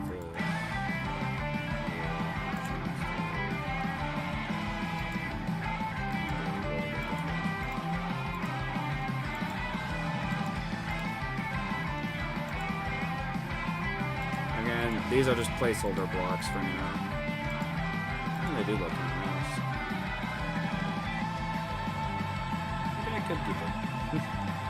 Ironically, that actually looks pretty cool. What does this look like? Ooh. Look at that. Wow.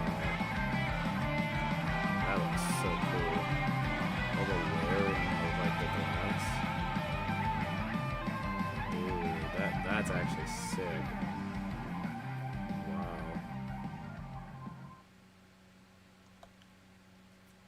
Susie looks so cursed right now about the check. Susie's attacking half naked. Oh man. Alright, I want to see how this looks with water. That's what I was preparing here.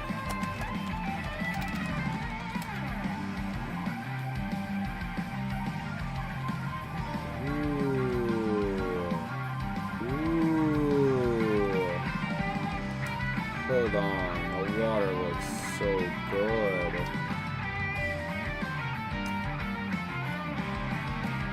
Look at that. Nah, bro, that looks fucking sick. Nah, bro, that looks so good. That has no right looking that cool. What's the difference between flowing water, bro? Sure, flowing water.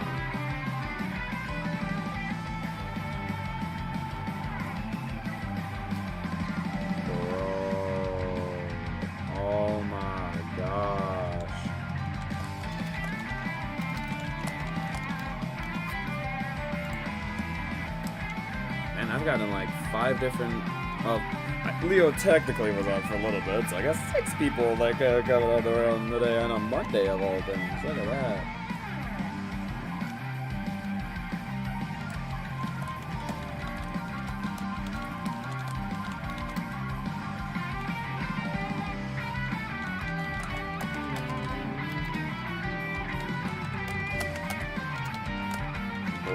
This looks so cool.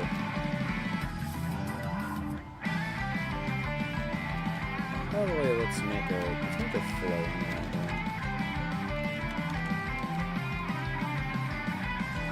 It doesn't really look like there's much of a difference going on, but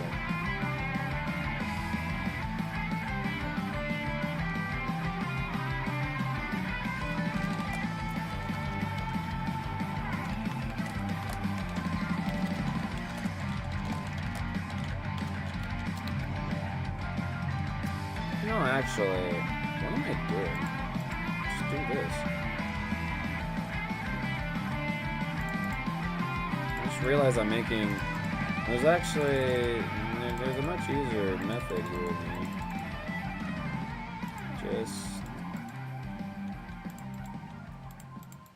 Just place water on top. I'm an idiot. I was thinking about it in my head for a second. I'm like, wait a second. Why am I doing this?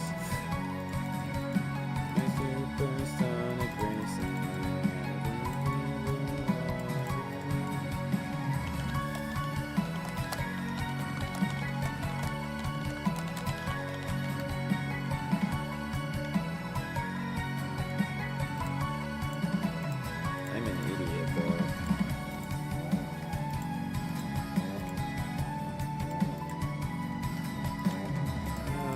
Great, now I need to find something for Jay to do. Means I need to start recreating those monster designs. Frick!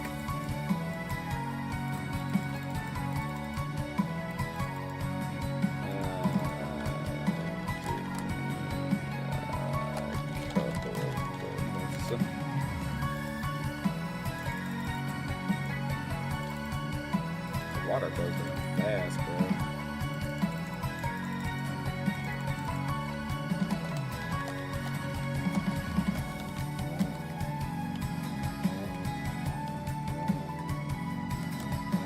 Especially like this like represents the fountain so well when you're like flying in between like the water.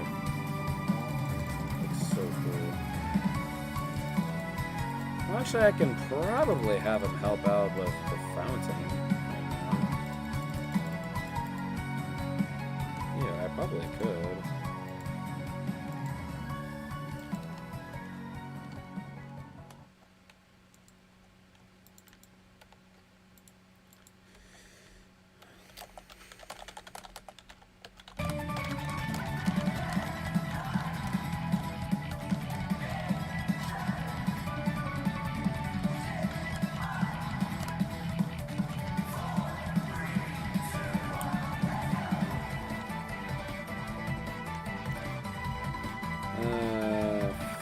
Fill this with the light blue grass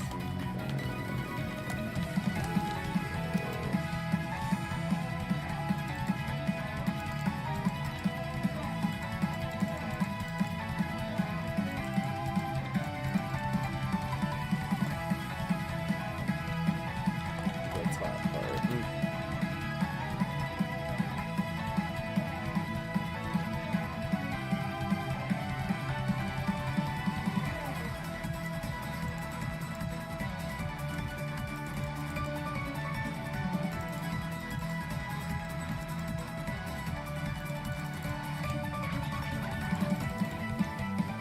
Actually 91 blocks tall, guys. Wow.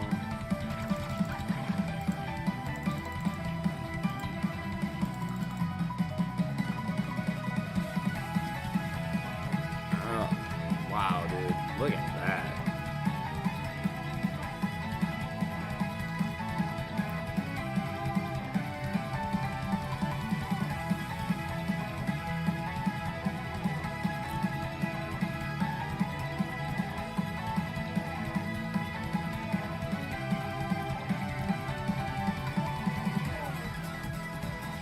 So cool. It's like the shimmer. I want to see what this looks like at night really quick, actually.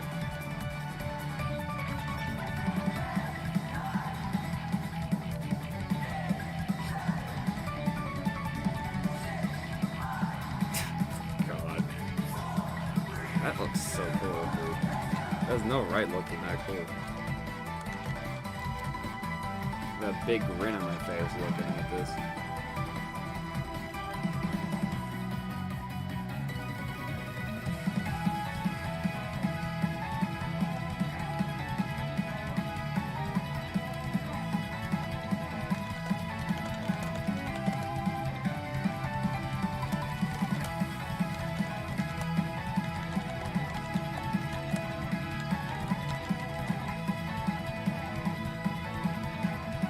Well, specifically, like, I'm trying to think of, like, how the bits should go. Well, like, maybe, like just kind of surround the fountain.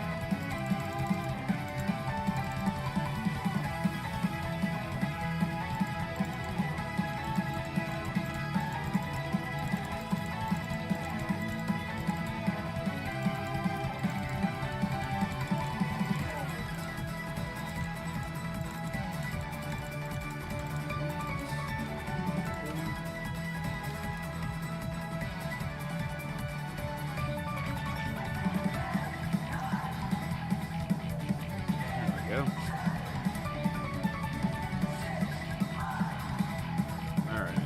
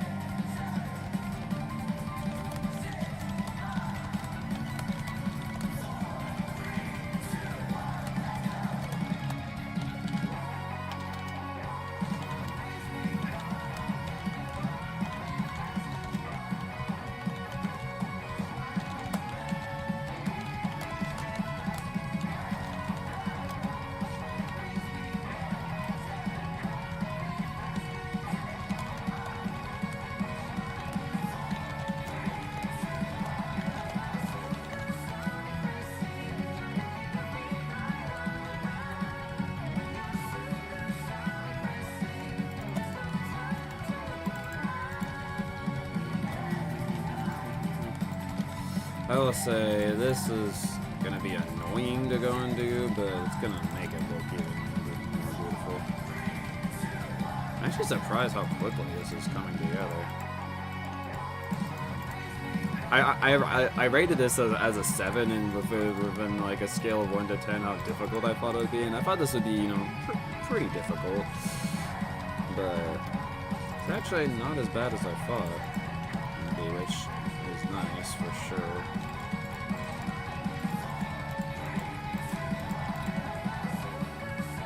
I was like, man, I know like something Jay could easily help me out with. I'm honestly really glad we're doing a cool, I'm doing a cool Deltarune portion like this in the build. Deltarune deserves so much love. Dark Fountain is no right looking that cool, dude. I also forgot to mention earlier that Timmy was one of the builders that helped me out as well. Sorry, Timmy, I didn't mean to forget you. Forgive me. Timmy's like, how dare you forgive me? I helped you so much with those like freaking buildings, bro. This is the things I get. He doesn't even remember my help. Well, at least I won't mess up anything down there.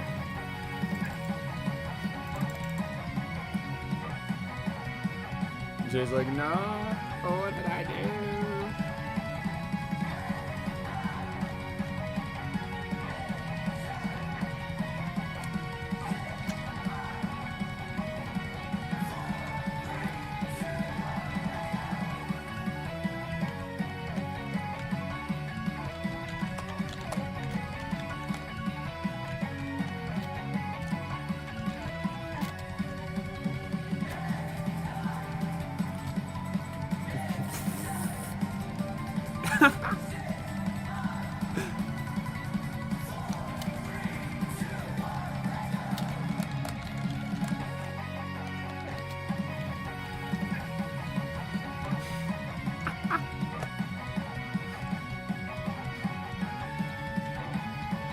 Alright.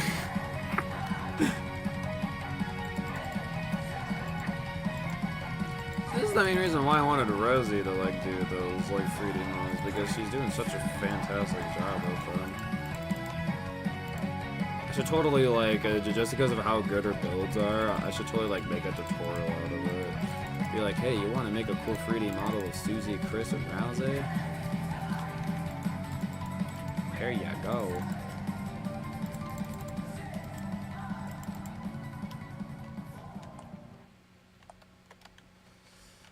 Oh, this is gonna take forever. It's like the time like where like I kind of wish I wasn't streaming so that I could just watch a bunch of like anime episodes, bro. She is the probably a little body and shit.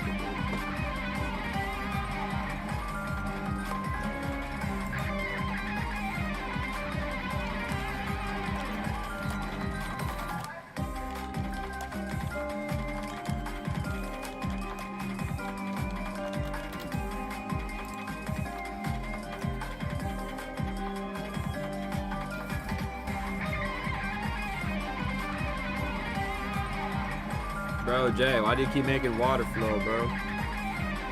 What you doing? This man is griefing my build. I'm just messing.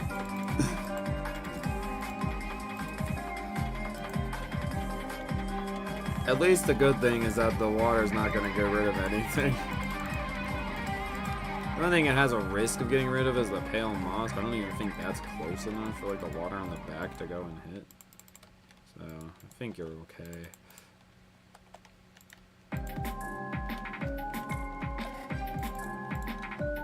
Yeah, like I was saying, times like this when you're doing like parts like this in the build that just takes a lot of like time.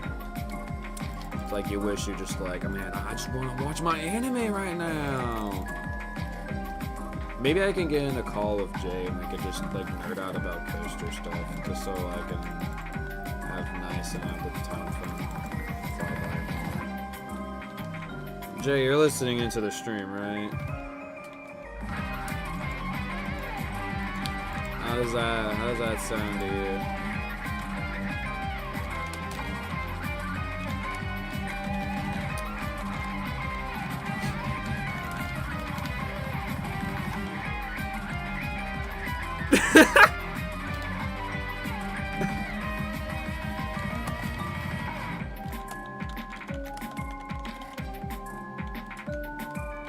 What?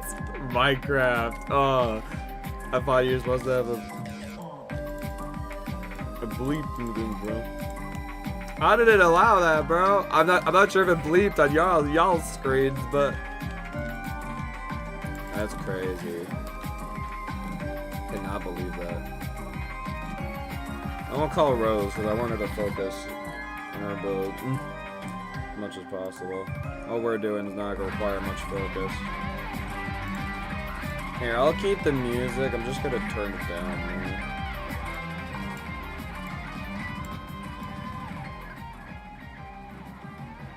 Alright. Get my headset on. It's going to press on my ears, and my ears are going to start hurting after a while. But yeah, no, it's just kind of how it is.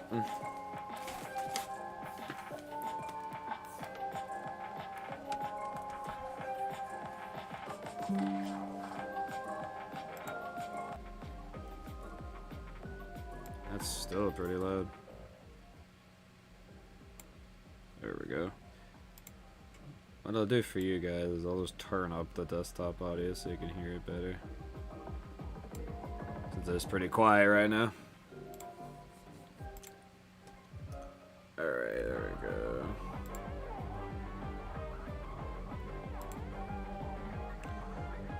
I'll call you on Discord, Jay. Hello. Hello. How's it going, man? It's going. How was work for you today? One of the better days. I didn't have to work so late. I'm able to actually build a little bit, you know. Yeah. big W right there. I'll probably be able to stay until like I'd say 8:30 or so. So 8:30 my time or 8:30 your time?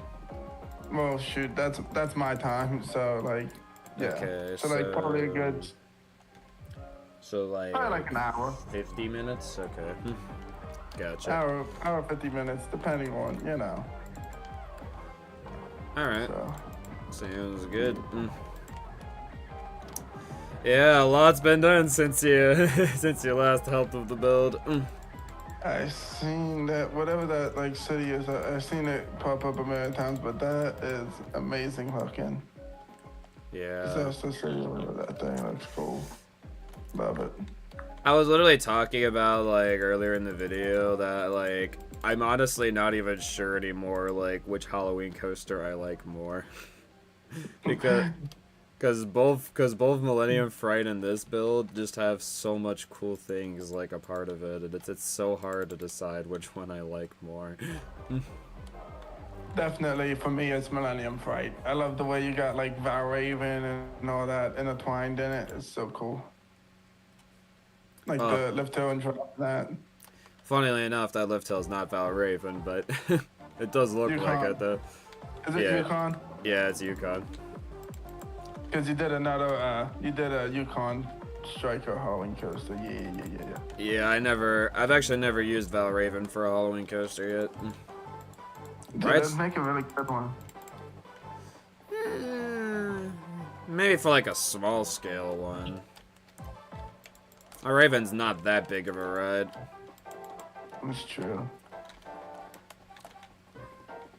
Like out of the options that I had for this one here, honestly, I'm kind of happy that Fear won in the long run.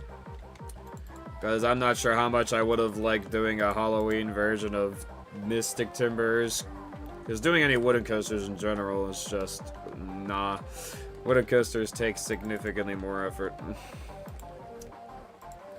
Sure. I think the other one I would have liked doing, and honestly would not have taken much effort to do, would have been the top Terror 2. I would have loved to do that. Maybe another year. Because Top Terror 2, it's like, unlike Fury, it doesn't really have that long of a layout. It's just a launch up, back and forth, and then eventually it ends after doing swing launch. And there's not really much you could do for surrounding it of Halloween details, so I wouldn't have to go too insanely crazy on that.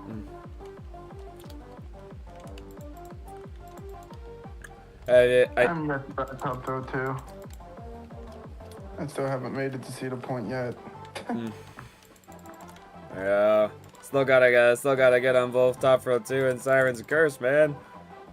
I know. I got a pass for next year, so I got a whole year for it. So I just renew my pass. Well, hey, at least you're not waiting like over 7 years now to go ride Velocicoaster. Still sad I haven't ridden that yet. Well, I guess you and me are in the same boat then. I was thinking about going to Universal next year, but for Halloween Horror Nights, but I don't know if that's going to happen now or not. I got a pretty expensive trip plans for next year, so. Yeah, I will say I've definitely seen like a good amount of Universal Horror Night shirts. And the one I like the most is that I was not expecting they were gonna do this, but they have like a whole like Five Nights at Freddy's horror haunted house thing, which that would have been sick to go to. And I asked people how it was, and they're like, "Oh my gosh, it's so good." I want to go to the Terrifier one. That's my favorite horror movie franchise. It's Terrifier. Yeah. Speaking of haunted houses, I still want to finish the video, but have you checked out the Hershey Park haunted houses yet? Yeah, this year? Yep. Yeah, I've been through them several times. Actually, probably 20 each. I mean, it's crazy. Yeah. I've been doing the big weekends for Dark Nights. I haven't missed a weekend yet. You're crazy. For what I'm gathering, too, the crowds at Dark Nights are absolutely crazy. Yeah, but I mean, whenever the house isn't that open, well, you were there for Dark Nights. When the house isn't that open, usually the ride wait times aren't as bad. So I don't remember the ride wait times decreasing that much, but sure. Whatever you say. it's Hershey Park. I mean, I have fun no matter what. I go Fridays and it's really not as bad on Fridays. So Yeah. Didn't like Laugh Track get like some new thing this year? Like it doesn't. They didn't just shut the lights off for it. Like, what's going on with Laugh Track this year? They ruined it, honestly. They ruined put, like, it. They had a thing with Shaq that it's got like Shaq's face over the clown at the top of the lift hill, and him saying stuff during the ride, and it's really kind of stupid. It's for kids, though, I guess. I see. So you more prefer them just shutting the lights off and have no idea where you're going? Yup, absolutely. Alright, fair enough. They did actually have the lights off during the first weekend, though, so I still got my taste of it. So it's not like they just took away from us and didn't give us anything. Oh, okay, so they did do it a little bit. That's good. That's nice. They just after that, then they shut they turned the lights back on and made it for the kids and that. So Yeah.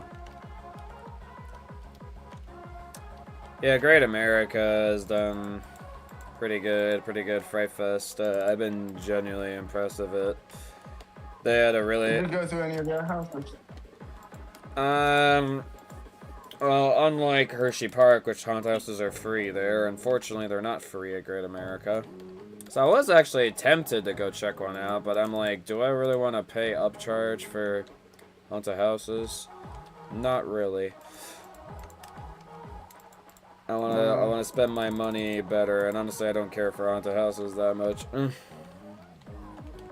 Gotcha. But like for the upcharge.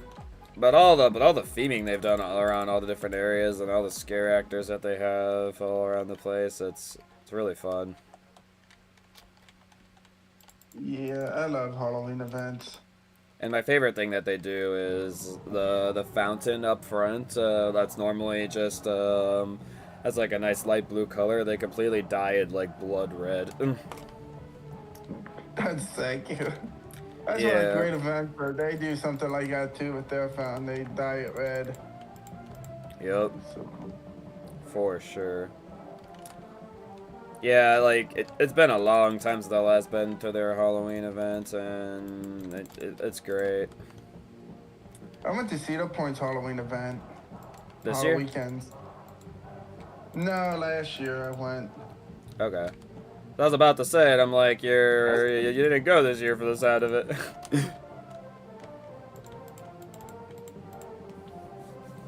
Yeah, I was actually tempted to like try to make it out to Cedar Point for Halloween, because I'm like, it's not like the worst drive ever to get out there.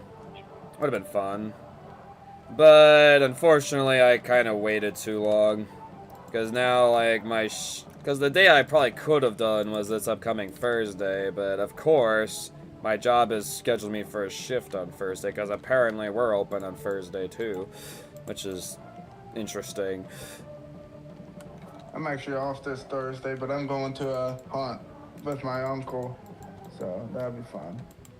So have you only like checked out Hershey Park's haunt, or have you gone to any other like parks? I've gone to Dorney Park's haunt this year. Okay. So Hershey's Dorney. I might make a trip down to King's Dominion during this weekend. I'm not sure yet. I've noticed Pantherian has reopened, so you know, Yeah. that's definitely a possibility. I'm tempted, so. I would be tempted too. I seriously need to get back on that ride. Like, I haven't ridden it since it opened back in 2010. Well, if you ever make it down for King's Dominion, you hit me up, because I will be there. We get yeah. Yeah, because I mean, I still have not ridden Twisted Timbers yet, and I really want to ride that RMC. Dude, and Raptura is not bad either. Like, it's really good, honestly. Then I'll get to ride S&S Free Spin as well. Whoop-de-doo. Can't wait for that. Yeah, but Kings God. Dominion is like it's a really pretty park, and I mean Grizzly's even pretty good. I wouldn't say nothing stand out about Grizzly, but I mean it's a really good wooden coaster in my opinion. Yeah. I've heard that it's getting better and better over the years because like didn't like GCI retrack it or something, or Gravity Group. Gravity Group did, yeah. Gravity Group. Mm. Very nice. They did it. I go through. Cause I've heard before from the enthusiasts that like yeah, Grizzly was just terrible, not a good ride at all, but it's progressively getting better. It's kind of like what Kings Island did with Racer. Is what how I'd kind of compare it to Grizzly. Oh, okay. Yeah, I know the Gravity Group retracks are really good because I think they're even Gravity Group's also doing work on the Beast too. I'm pretty sure. I believe so. But It's yeah, really like good. the Beast is just constantly running better and better every year. I know a lot of people say the Beast runs rough, but I never really fought that for most of its time. But definitely it's running way better now. When I rode the Beast, I rode it back in 2020, I think, or it was either 2020 or 2021. Yeah. Well, it hurt. It hurt so bad. But like not in a bad way, like just in a way that like. Well, I think it also wouldn't depends push on where you're sitting, because I normally, like, the best row for Beast for me is definitely the front. The back is just kind of weak on the Beast, in my opinion. I've never been in the front, and I haven't even got a night ride on it. I want a night ride. Yeah, you need, yeah, this is your objective whenever you go to Kings Island next. You need front row, night ride. That is an elite coaster experience right there. It's so, it's so insane. Everybody says the Beast at night is fantastic, so that's what I need to do. But they were still doing the COVID hours, so they weren't even open at night whenever I went last, so. But yeah, Beast Night is literally like, besides like Voyage at night, it's one of the greatest night experiences ever. That's another coaster I'd really like to do is the Voyage. Yeah, Voyage would be really hard for you to get to though. Not entirely. I mean, I've found trips in that I could go out there. I've actually driven right by Holiday World a couple times. Not right by it, but like probably within like an hour. And you decide not to go to it? Yeah, I had other plans and that. Oh, come on. Yeah. It's kind of crazy that I've actually been to Holiday World 2 times. I honestly thought I was only gonna go like once, like for a while, then eventually go back a second time, but Dad randomly discovered one day that they were doing a public event where you could ride the Voyage trimless, and I'm like, this is an opportunity we can't pass up. So we drove out to Holiday World, and went there again with my dad, and Dad got to experience their awesome wooden roller coasters. And Thunderbird's great too. Yeah, oh yeah. Literally was about this. I literally was about to ask you how Thunderbird is. Yeah, Thunderbird, I would say, is honestly my favorite B&M wing at the moment. It's just, I feel like the launched wing coasters are just so much more fun, and it has a really cool near-miss element at the end. And it's surprisingly a pretty punchy launch. I was surprised. That is one thing about Raptura. There's really no near-miss elements in Raptura at all. Like, you know how Gatekeeper got, like, the keyholes you go through? Oh, yeah. I know like exactly what you're talking about. Raptura doesn't really have that, like those coasters do. Yeah, I think the 4 B&M wings I've ridden is X-Flight, Gatekeeper, Thunderbird, and Wild Eagle. Those are the 4 I've been on. Yeah, I've only been on 3, I think. I've been on Gatekeeper, Wild Eagle, and Raptura. Yeah, you have Raptura over me. At some point, you gotta get out to Great America, man, because you can get serious amount of coaster credits there. You ain't lying. Dude, I mean, I'd make a whole trip out of it. I'd probably go to Cedar Point again out there if I went out there, like, on my way up. Yeah, I feel like at some point we totally just gotta plan, like, doing a trip where we go to multiple amusement parks together around my area. I think that'd be so much fun. We go to Lost Island. That's, like, on my bucket list, kind of, because looks like they got a heck of a nice dark ride. Plus now they got Fire Hunter in that, dude. Like, come on. Yeah, for me though, I actually don't really much of a desire to go back to Lost Island. I want to go back once they get some other good, cool new coaster there. Like once I heard Lost Island was opening Fire Runner, I'm like, I need to experience an RMC Raptor. Like, because like I ain't getting to Idaho or Texas or California or New Jersey anytime soon. So this is the closest RMC Raptor I'm ever gonna get, only 4 hours away. I'm like, I'm going. Dude. Like, Great Adventure is, like, so close to me. Like, not really so close, it's, like, 3 hours away from me. But, like, it's a day trip for me. I would go out and drive back. And I got a season pass to Great Adventure. I still have not gone to ride Flash or Jersey Devil. Yeah. I think the time you gotta go back is whenever the King of Ka replacement comes out. So I'm sure that'd be a crazy to experience. The thing is with Great Adventure is it's in a very bad area, and I hate New Jersey. I really do. Yeah, that's I hate fair. New Jersey. So like the people there and that is just not very Not the friendly. best community ever. Yeah. That's Pretty fair. much. So kind of keeps me away from going to that park. Kind of the same reason why I don't go to Kennywood. Honestly, Kennywood, the two times I've been, it's not been that bad. I didn't really experience any really negative guests there. Kind of funnily enough, like, out of the amusement park trips that I've done, the one negative guest experience that I could think of was actually at Hershey Park. Oh yeah, that freaking confrontation that we see there, the line. Yeah, the Faraday one, yeah. That was fucking wild. That was wild, bro. Oh my gosh. No, but dude, the thing is, like, Kennywood, one of my buddies lives out there, like, that's his home park and that. And he said there was, like, a shooting 10 miles away from the park.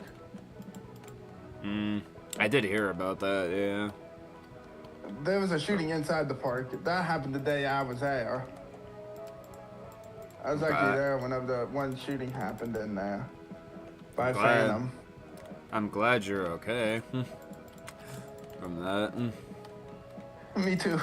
It's kind of crazy that both of us actually have been in a park like when a shooting has happened. It's kind of crazy to think about. Freaking weird. Like nobody knew. Did I tell you like my story ever, like of me being in a park during a shooting?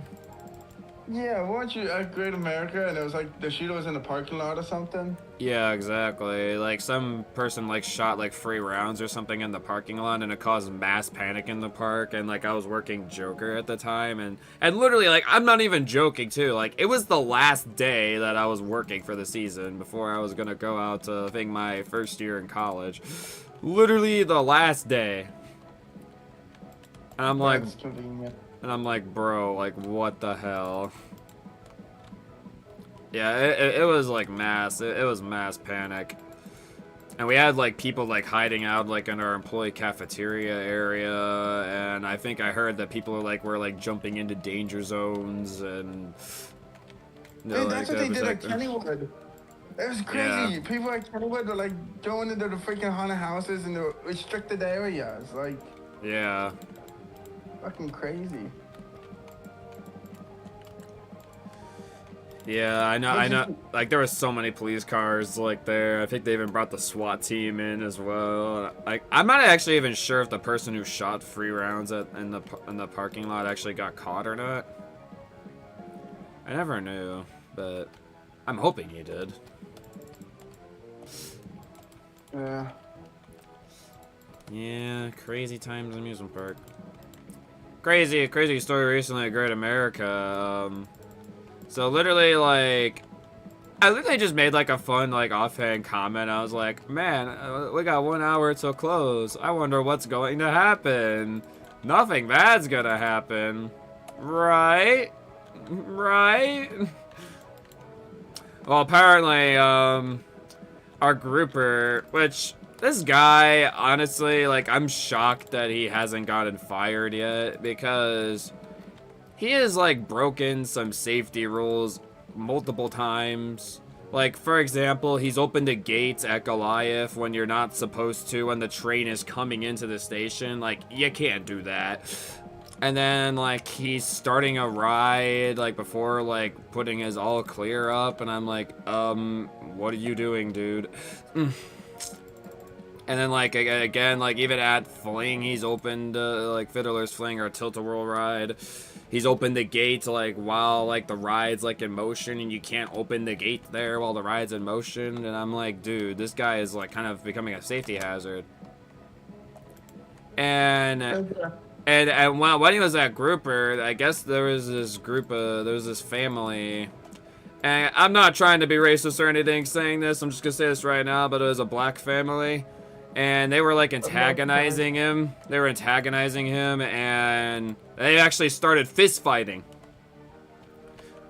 I'm like, oh my gosh, seriously? Like, why are we fist fighting, bro?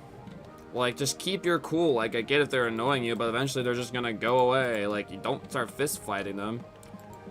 And it was, like, a whole thing, and he ended up, like, leaving for his, like, work early, and also, that family got kicked out of the park as well. Which, thank God they did, because they don't deserve to be in the park or they're gonna start fights with a frickin' grouper person. And, like, part of me, it's like, I feel like both sides, like, are kind of at fault. Because, I mean, one, like, Mario should not have gotten as defensive as he did. And, like, actually started it. But then also, like, the family who was antagonizing him should not have been antagonizing him as much. So it's just a whole situation, and I was like, and I wish I could say that wasn't the only time that I've seen a fight at Goliath. No, I've seen like 2 fights at Goliath.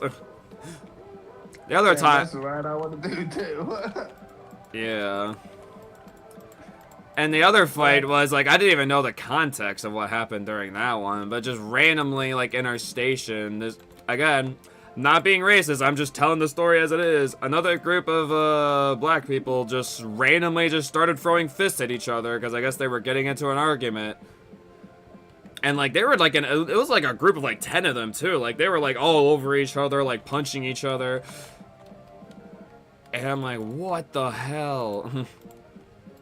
And then, like, our team members were, like, yelling at them, like, to, like, knock it off. We're calling security as quick as we can. It's like what a freaking mess. Actually, what I want to know, where was security at Hershey Park whenever them people were fighting and that? Like, dude, there was no security. Yeah, the ride operators did not even care. They're like, oh, whatever. just let them argue. Yeah, they got the freaking person from the front, and she didn't do anything either. It's like, what the hell is going on here? I'm like, at least, like, I'm sure y'all at Hershey Park have some kind of number to call for public safety. And especially if there's, like, some big verbal disagreement that's causing stress in the... Because actually, like, at Great America, behind the scenes, we have 2 different numbers. We have, just public safety for, like, non-emergency cases. But, like, for example, if a fight happens in our station, we have an emergency number that we would call for that. So, I'm like, I'm pretty confident Hershey probably has something in relation to that, too.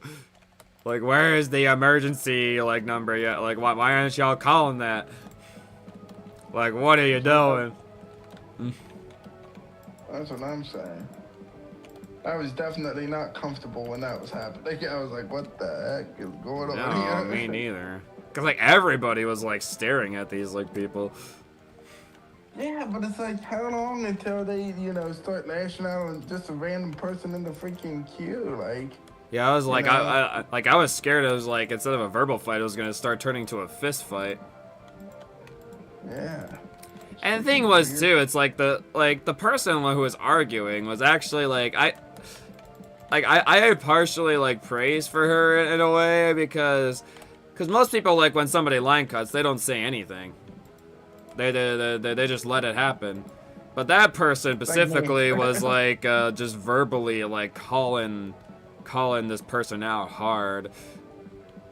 and the person was just not having it. I have never once called out a line jumper because usually it's like one or two people, and you know, honestly, Well, because one or two people don't bother me. well, yeah, it's because like you just don't want to like cause drama with them and then end up like potentially getting in a fight with them. Because you know, like the people that line jump are gonna like start arguing like for some reason, and like making them sound like they're in the clear, and it's just gonna turn into a whole fiasco, and you just don't want to deal with it. Like you're there at the amusement park to have fun, not Yeah, at the but deal of also drama. At the same time, but I just say at the same time, like sometimes those lines get really long, and people gotta use the bathroom and that. Yeah, I don't know why they left the line, but I highly doubt that, you know, if a mother comes back with her child, you know what I mean?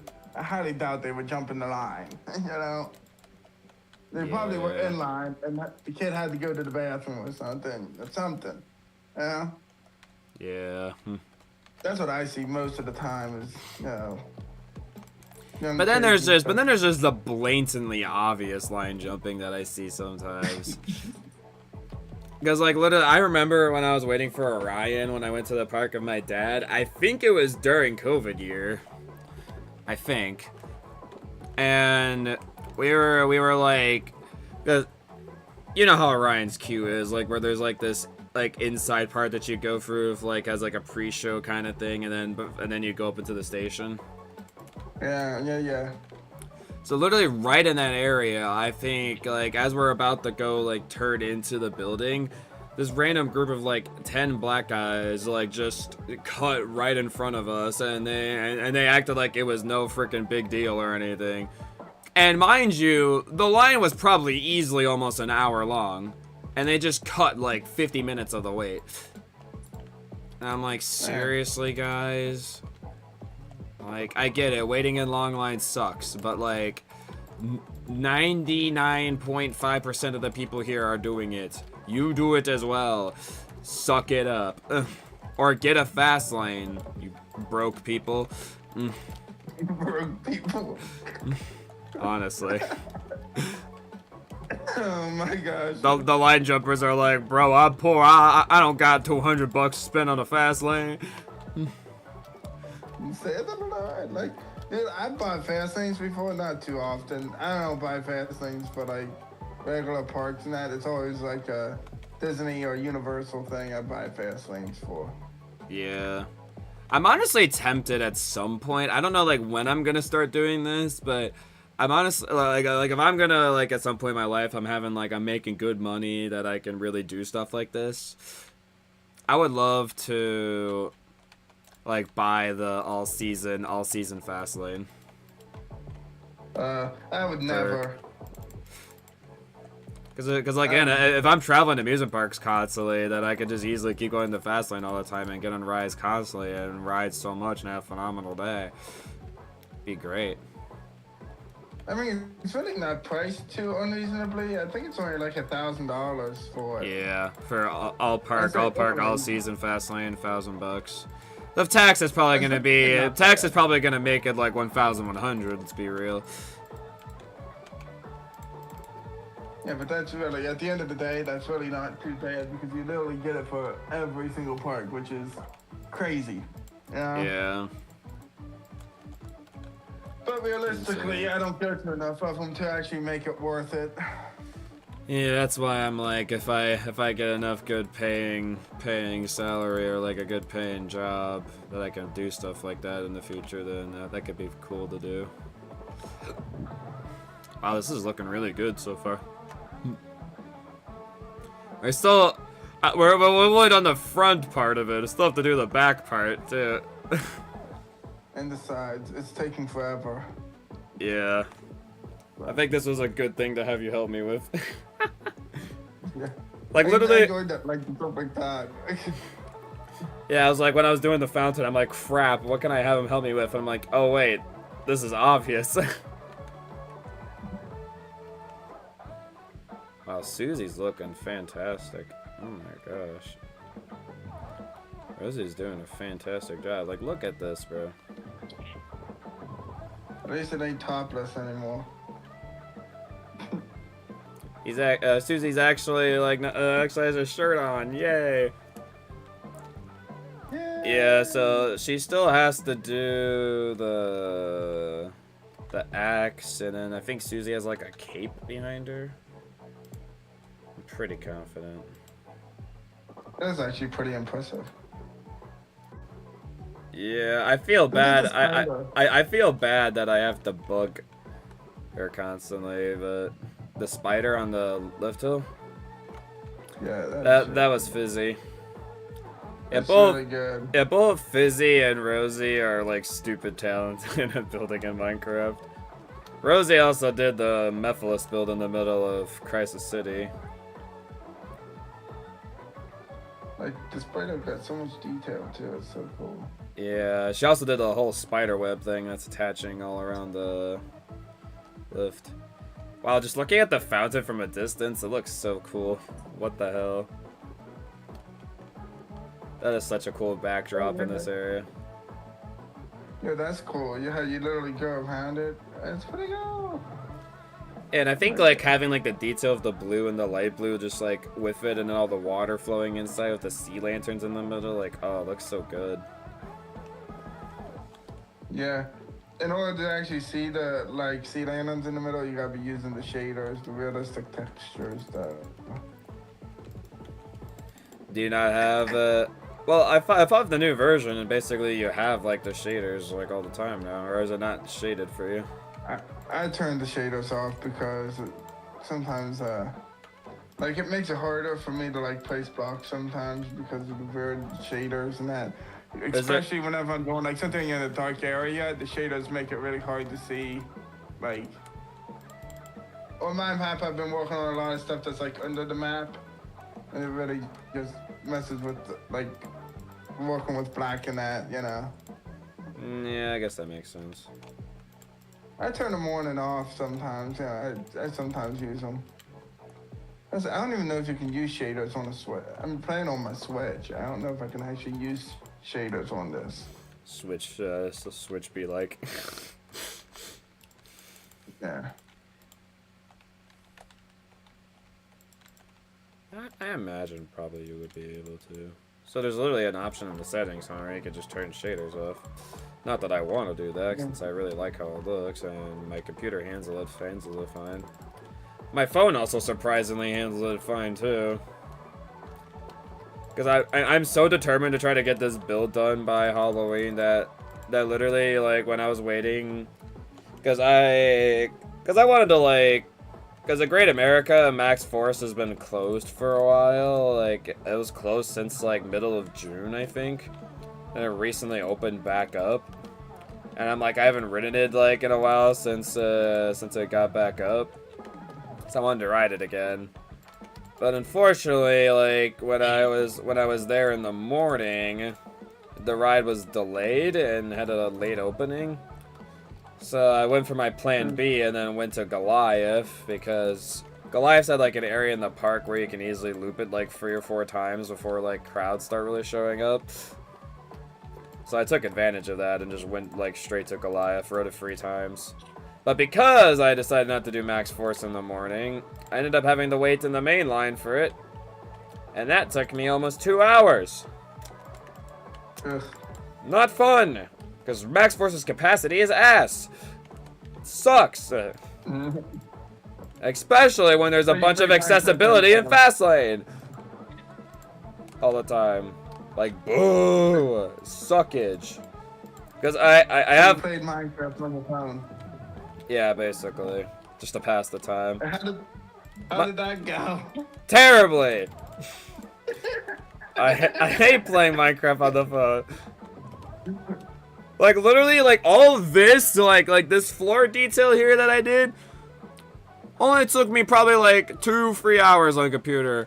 I was literally working on trying to punch out a bunch of grass on the frickin' phone. Like, I couldn't even finish punching out all the grass, like, for, like, the almost 2 hours I was waiting for. You were so frustrated. Yes, it sucks. Minecraft on the phone is suckage. I don't like it. That's usually what I play on. Yeah, I know. That's why I'm shocked that like during my Halloween party, someone made a really nice looking build for the building competition, and I'm like, bro, how'd you make that on the phone? Ain't no way. You're not playing on phone. You're not playing on phone. You're lying to me, bro. There ain't no way. He's like, yeah, I'm playing on. You see back yet? Ay. So anyone that's able to play on Minecraft phone version good, like props to you, man. I don't know how you do it. So it's very impressive to me. Yeah. I like playing on the Switch too. The Switch is pretty good too. Yeah, I imagine Switch is a platform I wouldn't mind playing on. Since I'm so used to the Switch controller, I'm sure I can learn the controls to the game to Switch Minecraft pretty easily. Do you have Minecraft on your Switch? No. I think my sister has it, so technically, yes, I do. I know for certain my sister has it because she checked out, because I know like in Switch version there's like this cool Mario map thing you can check out, from what I remember. Yeah. But it is nice though that I could just conveniently go on, because like there's been times like for working on this project here that I literally like during like maybe if I have like a little 15-minute break where I'm still getting paid and I'm in the bathroom, I just quickly pull up Minecraft. That's if I can, because if the cell reception's not ass enough for me to go put it up. Because of FryCrest crowds, the cell reception goes down to poop. Anyways, yeah, there's times like where I would go on the realm during like a little bathroom break and see if like any progress was done. And I'm like, oh wow, Fizz did phenomenal on the mansion. Like, look at her go. Wow, Fizz got the frickin' spider done and it looks insane. That's a nice thing about having Bedrock. You can play it on so many different devices. Yeah, as much as I miss Java, the convenience of, one, having more of you guys be able to help out the builds is really nice. It's one of the biggest pluses. And honestly, I've gotten so used to the Bedrock controls now, they honestly don't bother me that much. Yeah, I would never go back to Java after playing Bedrock. Yeah. I do miss, I do miss using my Lunar client though. I liked using that in Java. That was nice. No, I can't use that anymore. Sadness. The only thing is, I'm thinking about buying a new computer, and it's going to be an Apple computer. And Bedrock is not on Apple computers.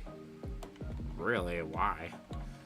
That's dumb. I have no idea. It has well, to then be don't get an Apple computer then. Why would you do that? Because I like Apple technology. What? Nah, get an Alienware, bro.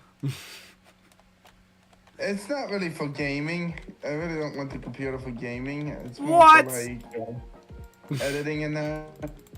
And Apple for music Editing and for that, what? it's more for, like, my music and that. It's for like mixing my music and that. They got a I see. Okay. they got Logic for Apple, Logic Pro, and I want Logic. So. All right. Fine. And you can't put it on. So then you're stuck. Playing Minecraft on the Switch then. Pretty much. Which I'm fine with, honestly. Or my phone. I'm fine with either, honestly. I don't care. Alright, well, whatever works for you, I guess. But I just wish Bedrock was on the Mac laptops and desktops and shit. That sucks. I'm honestly surprised it isn't. I feel like there might be I feel like there would be some kind of workaround to that. I feel like. Maybe not, but I feel like there's got to be people out there that have found out ways where you can play Minecraft Bedrock on a Mac computer. 'Cause people are crazy. I'm sure they found methods. I'm not sure. I feel like if you just look up how to play Minecraft Bedrock on a Mac, I'm sure there's gonna be some kind of tutorial out there. It's a bootleg way of doing it. Because honestly, like the best version I feel like to play Minecraft in is on the computer, because just the controls feel the best on the computer. Yeah, but not on the Mac. Not on the Mac, probably though. Macs aren't really made for gaming. They're made for more productivity and that, like editing and stuff like that. Yeah. So.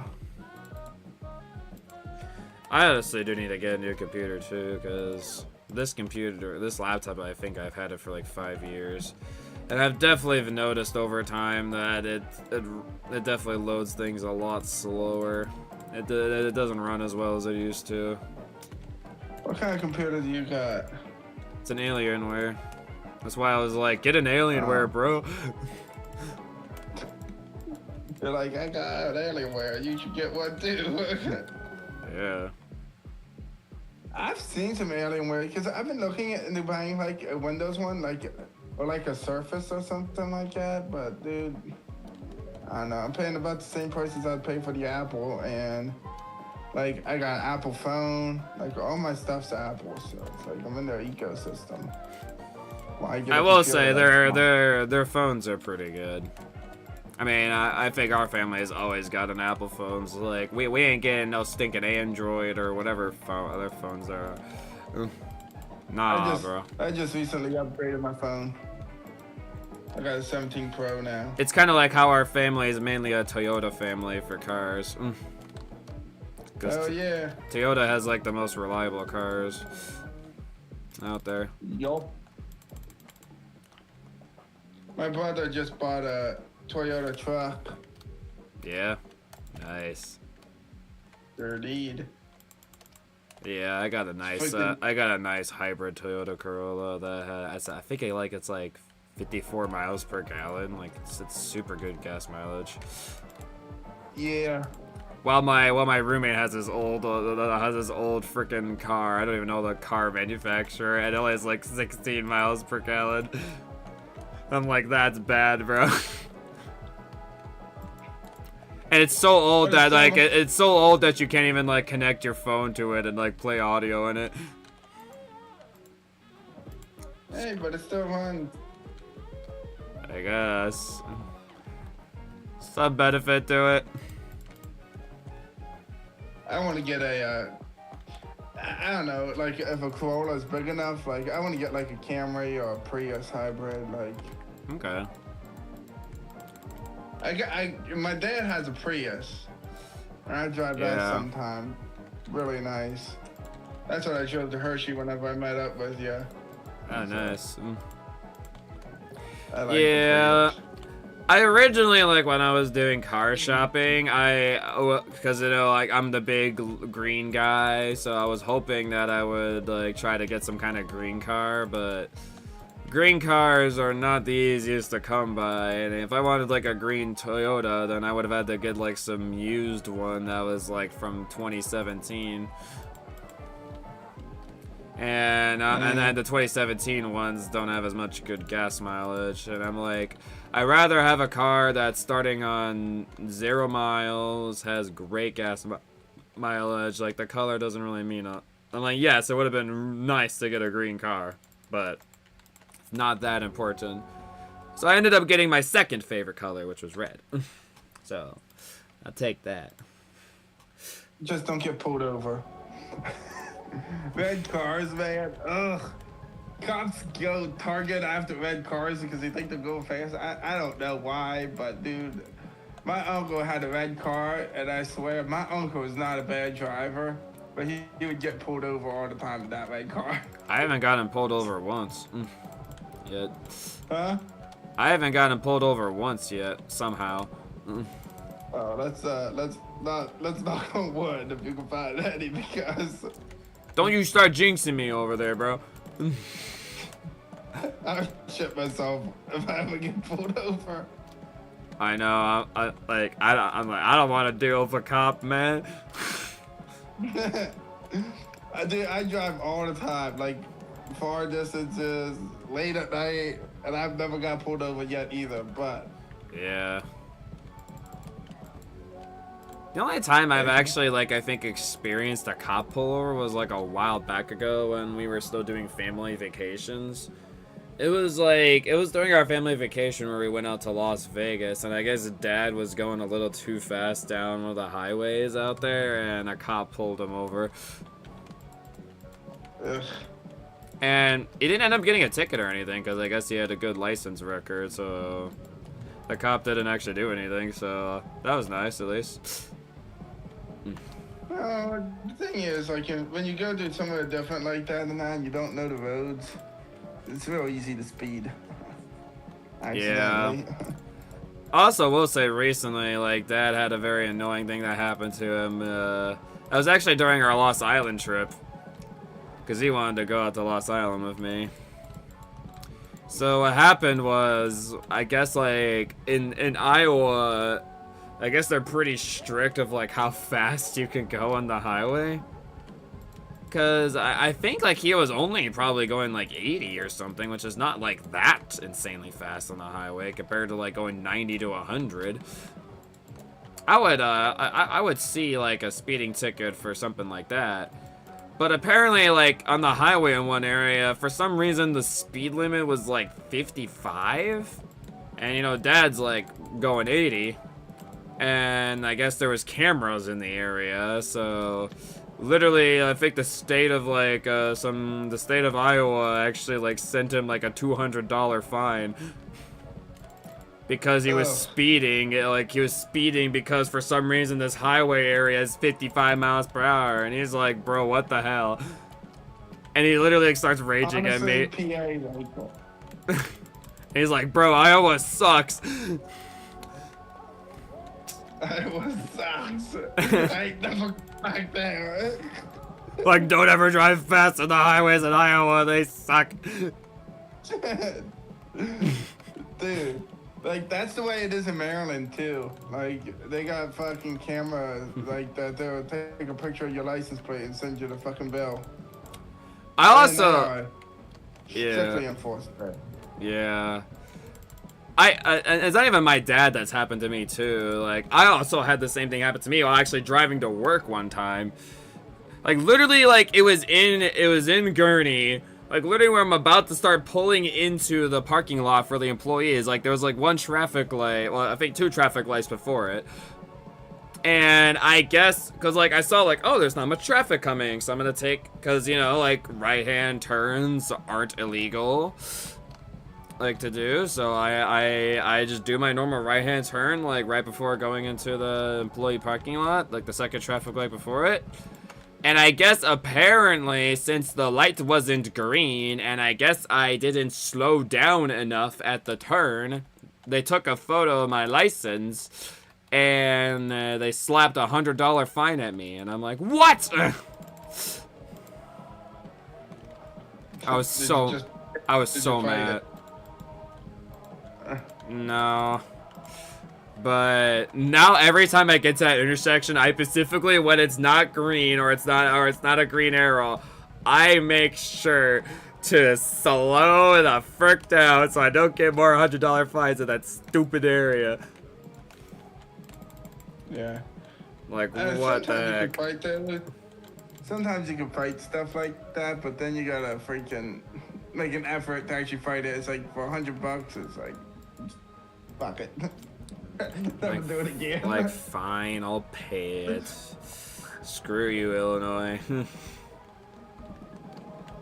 Yeah. Why you do this to me? You should use Waze GPS. It tells you where all that shit is. Yeah. Well, for me, it's like I actually don't really use a GPS at all, like, going to work, because I know the route to work so insanely well now. So, like, I don't even need the GPS, like, to get to work now. I use a GPS no matter where I'm going because traffic here be crazy sometimes, so Yeah. Sometimes I just pull up Google Maps to see, like, how bad traffic is, like, to maybe see if I'm gonna be late for work. Yeah. Still by far That's one what of I do. the. I always- Yeah, go ahead.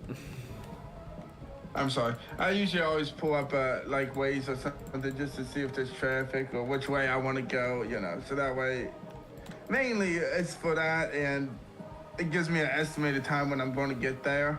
Yeah, So- yeah. No, it makes sense. Because And actually, especially, go ahead.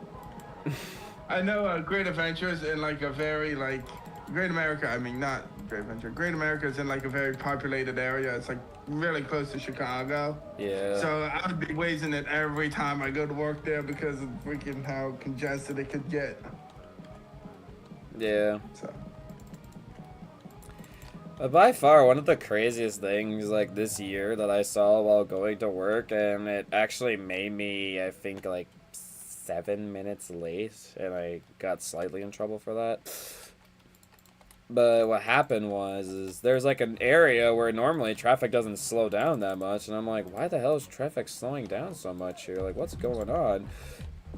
And I'm not even kidding you. I saw in the distance that there was smoke rising up, and I'm like, oh god, there's some kind of fire. What is happening? Like, I'm not, and I kept getting closer and closer to it, and the fire ain't going out. And I'm like, am I in trouble? Like, I was actually scared.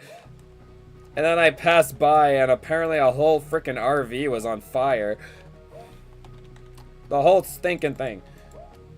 And I'm like, okay, then. That's crazy. I was not expecting that. it's not on the bingo cards. No. So I literally, like, actually had to call, like, HR, and I was like, I'm gonna be late because there was a car on fire on the highway, and it slowed down traffic. Just wanted to let y'all know. He's on fire, mate. Exactly. Oh shit. Yeah. You could. What are you gonna ask? I wanted to ask you, do you ever go to like any seasonal haunted houses? Like, I mean, not like Great America, but like. No, not really. Wow. Funnily enough, like, I'm actually really impressed with myself this year amusement park wise. I kind of hope, like, I'm already having, like, I'm kind of making some plans in my head of what I want to try to attempt to do next year. But I'm honestly really impressed with what I was able to accomplish this year, though. Because if I recall, I first started off with going to Kings Island as like a fun little graduation thing from graduating from college. Then, middle of the summer, we went to Cedar Point to go for Siren's Curse and ride Top Row 2 some more since it reopened. And of course, I went to Six Flags Great America constantly with a couple of my friends, like. And you know, we got the new coaster, so I got to ride Rafa Rakshasa a bunch of times. And then from there, like in August, that's when I really started my amusement park gallivanting. I went out to Indiana Beach first. Then I went to Michigan's Adventure to finally ride Shivering Timbers. I didn't get to ride it the first time I went, which I was pissed. And then I went to Lost Island. Then went out to Wisconsin Dells to go to Mount Olympus and do the Magic Quest there again and Wizard Quest, which is stuff we really like doing there. That was all like in one day. And then from there, I'm pretty confident the other two well, the next two I went to was because Six Flags America was closing. We made the trip out to go to the park, and then we included Hershey in as well. Because, like, it just would have felt right to just only have Six Flags America as the reason why we go out there. It's like, feels far more worth it if we also have Hershey thrown in as well. It would have been King's Dominion, but they already were closed for weekend, like only weekend operations only. But Hershey was one more full week. I was like, damn it, King's Dominion. I mean, you know, there's other reasons to visit Hershey than just the coasters and stuff, so. There's Yeah. really cool people at Hershey Park a lot, so. Mm-hmm. Like you. Like me. Yeah. Like, Yeah, yes. honestly, though, if you really think Dominion, I would probably meet up with you there too because, like I said, I got Yeah. a pass for there too, so like I don't plan on. Or Kennywood, I might get a Kennywood season pass here. I don't know. So. Yeah. Also, you can spread out your glass a little bit more. It feels a little too condensed together. Just wanted to point that out. Even up there, is it alright up here or? I kind of like having it spaced out at least a few blocks apart each other. Sometimes I have it like close like you are, but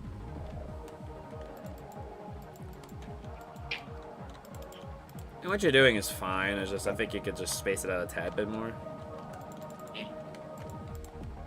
Some just feel a little too close to each other.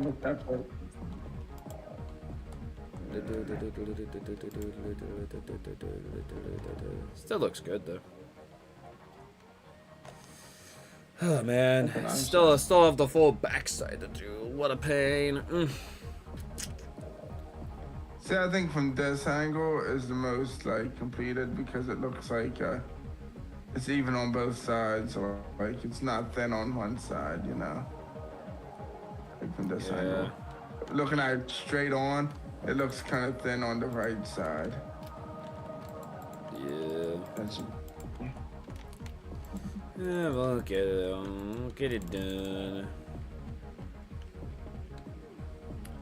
Also, how long did you say it could be on for? Again? I should probably be off by now, but you know what? I'm chilling, so it's all good. I mean, whenever you'd like to go, you're more than welcome to. I'm not trying to hold you captive or something. Yeah, I gotta get up at like 3:30. That's all. So. I see. 3:30, man. That's crazy. Why do you have to get up so early? Work. Why does work require you to get up at 3:30 in the morning, bro? Because I gotta be there by 4:30. Such an early shift. And then dude. work. And then work until like 6 o'clock. Yikes, man. That's brutal. I feel like I feel like at some point you gotta like ask if they could like shorten your hours, because that's kind of, it just feels like it's too much on you. I feel like you'll get overworked. You'll get burnout. Oh. Well, they kind of switched my position now. I kind of do something different now. So now instead of like problem solving, troubleshooting bad product, basically, now I'm like on the dock and I unload trucks and I stage the product for people to receive it. So, Yeah. I guess my title would be like dock foreman or something like that. So. Gotcha. A lot of shit, dude. Yeah. I. So like, how many days a week are you working again? Well, some Fridays, but I'm off most Fridays, but I work some Fridays, so it depends on. So you're some things. So you're working like 6 days a week? No, Fridays. So I'm working Monday through Friday. Okay. 13-hour days, basically. Yeesh. Depending. Like I said, some Fridays I don't work in that, but some days I do. It all depends, so. Gotcha. Yeah, I think my dad is like, he doesn't have to wake up that early, but I think he's mainly like 9 to like 5 or 9 to 6. That's usually the time he works. That's like the ideal shift, 9 to 5. Yeah. How many, because my dad says, like, I think how his, like, thing works is he has up to, like, 30 days he can take off, like, per year. Then he has, like, I think, like, 5 sick days and 3 maybe, like, health-related days off, too. Yeah. Like, how does your days off work exactly? I get 3 weeks of paid time off, so if I want paid for it, I get 3 weeks worth. So. Okay. But typically, I'm off 3-day weekends. I'm off Friday, Saturday, Sunday. But right now, we just got a new client, and we're like scrambling, trying to catch up with them. So by the time after December, I should be back to like my normal schedule. So Okay. yeah. And I got like a lot of vacation in for the next couple months, so it's about to die down for me. So. Nice. Because I didn't use any of my PTO except for like 2 days during the summer. But like, I got like 2 weeks on the books still to use by the end of December. Alright. Yeah. It's kind of So funny. that's nice. Yeah, it's kind of funny you mentioned like the whole like new client thing, since I feel really bad for my dad's like a job, since they actually are kind of in a rough spot right now, where they recently lost like 2 pretty big clients that they've been working with for many years, and it's like the clients that I think they have right now are not really big clients. Are not really going to sustain their business very well. So they're kind of in a panic right now. Yeah, feel bad. Doesn't he work for like an advertising thing or something like that? Or like... Yeah, I won't say what, but because I'm streaming. But yeah, he works for like some advertising company. That's pretty cool though. And yeah, the company actually used to like advertise for Cedar Fair, which is unfortunate that they lost that client. Because one of the really cool things that they would get, which I still remember like actually using while I was at college, like you would have like this really good, like it's a gold pass, but it's better than a gold pass. It's like it's a gold pass that actually allows you to bring, I think, you and like 5 others into the park for free. Holy shit, that's awesome. Yeah, and it works at any Cedar Fair park, so it was huge. Like I always loved it when Dad got that pass every year. It was so nice to use, but yeah, unfortunately since they don't advertise for them anymore, he doesn't get that really good gold pass anymore, which I'm like, darn. So now I actually have to start paying for season passes. What'd you ask? Yeah.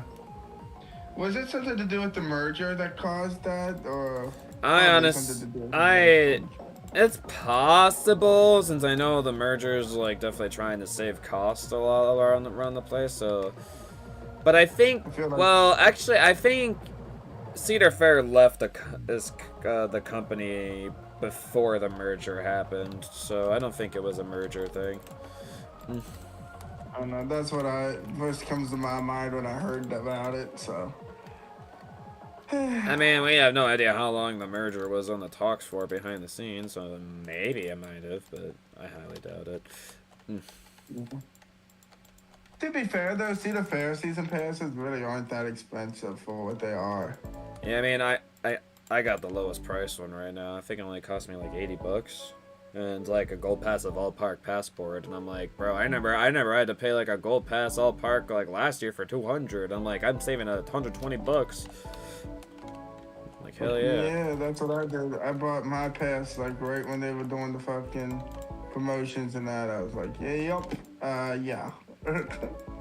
Yep. I usually only just try to have the all park passport add-on. Part of me like is tempted to get the food one, but I don't know. On some days I could survive. I could survive pretty well without eating any food in the park.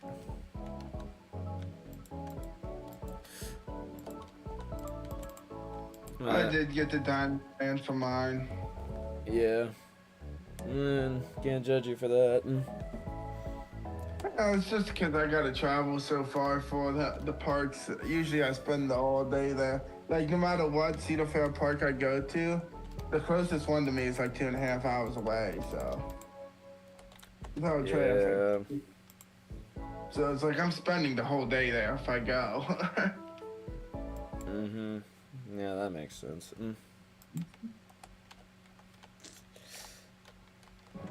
Speaking of which, I went to Dorney Park last weekend.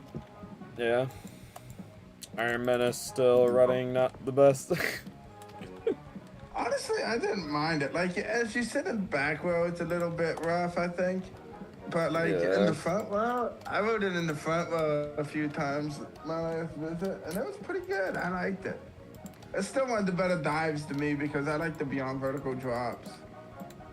Yeah, that and Rakshasa, like, as much as I don't like riding it in the back, but you do get some pretty good pullover over the drop in the back. That's the one saving grace the back has for Rakshasa. Like, dude, that fact for me puts Iron Menace over Yukon Striker for me. Really?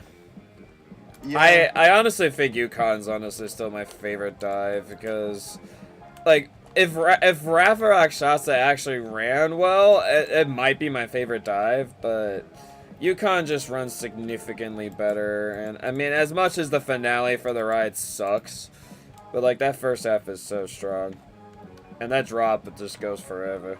I love it. I really just wasn't that impressed by Yukon, mainly because the drop didn't do anything for me. Like, Iron Menace does a lot more for me in the drop. I mean, even though it's not as tall, I like the pull over and I like the airtime you get on Iron Menace. And I mean, the other thing that I didn't really like about Yukon was like, this is like, it's smoother than Iron Menace, but I feel like the inversions, like the Immelman on Iron Menace is a lot more intense than like Yukon's was.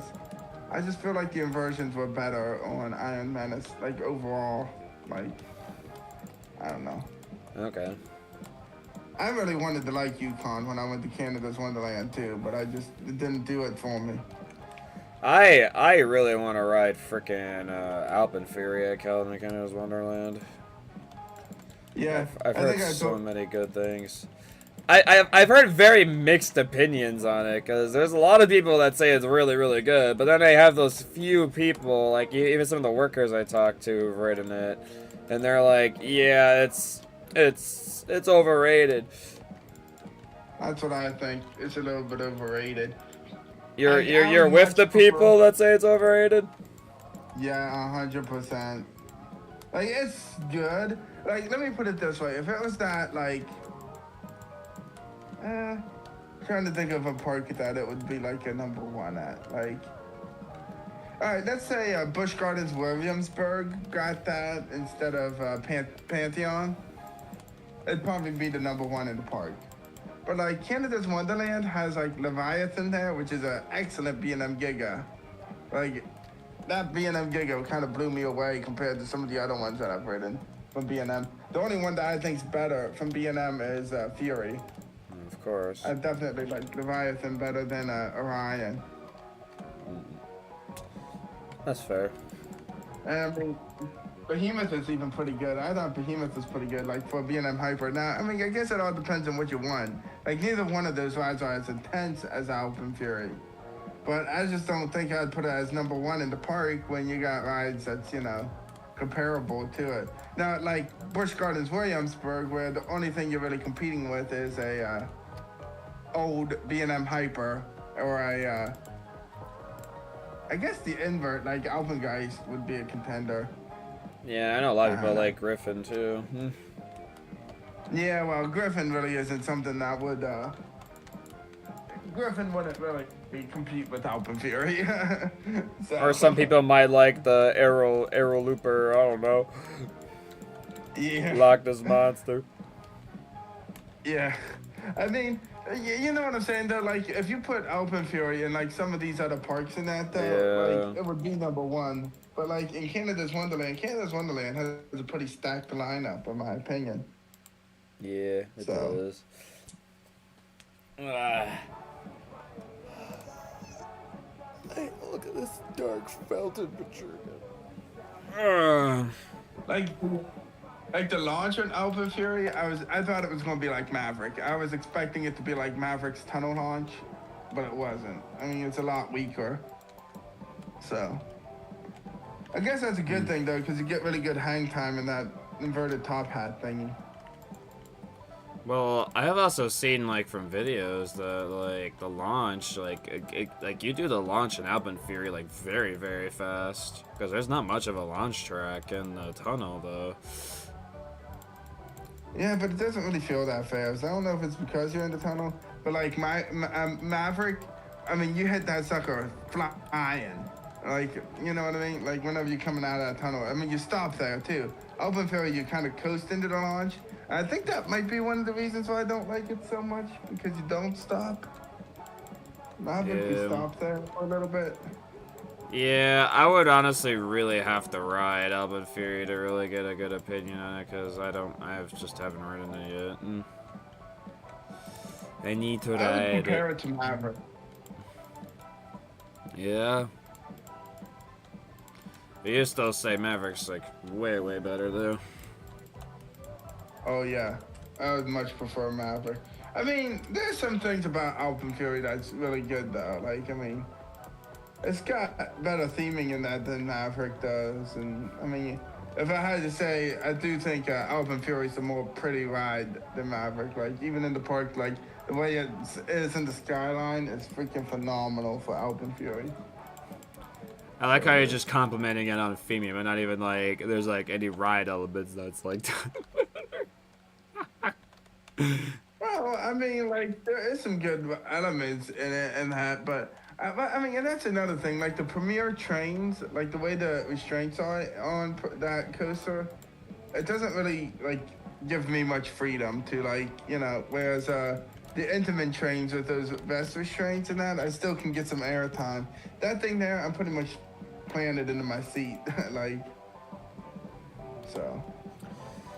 Yeah, I've experienced. I think, funnily enough, like the only really newer premiere that I've like experienced that has like those trains that are kind of like Alban Fury is Tigress and Vishko and Stupa. And yeah, those restraints are but too. The cars are way too compact. Yup. Unnecessarily and that's why I don't compact. like it either. I do not need to be that compact, for sure. I'm trying to think of it. Like, the launch, literally, like, Tigress is yeah, that's actually a good comparison. The launch kind of feels like a Skyrocket 2 in a way. Like, that's how it feels, really. It doesn't really feel much different than a Skyrocket 2. Like, it's not really any more punchy, in my opinion. Okay. So, take that as you will, if you think I'm dissing on it, but... I mean, you might ride it and think it's the best thing ever, but... Probably. I mean, I'm one of those weirdos that... My coaster tastes are, like... I mean, I feel like I have a genuinely overall pretty good taste, like, for what is actually, like, a good ride. Sometimes my choices are a little bit weird, but overall, I think my choices of my favorite coasters of all time are pretty solid. For me, how I rank Canada's Wonderland's coasters is the Great Canadian Mindbuster is obviously #1. That's a lie, bro. That thing just freaking slaps, man. That thing there, man. I can hear the sarcasm oozing from your voice. It's gotta be everybody's #1, dude. What about Wild Beast, bro? That's also your #1, right? Oh yeah, dude. That was right up there. Yeah. Heck yeah. Dude, I rode Wildebeest, dude, and I thought I was gonna die. Real. Oh my god. Such a bad water coaster. Dude, it hurt so bad. They need to give out the gravity group treatment too, like they did for Grizzly. Yeah. That would be sick. Because it got a good layout. It really does. Yeah. So. Ooh, looks like Rose is starting the X. Dang, Rose has done great. Look at this. Wow, she's got the cape in the back. Wow. Oh my gosh. Rose is going crazy on this.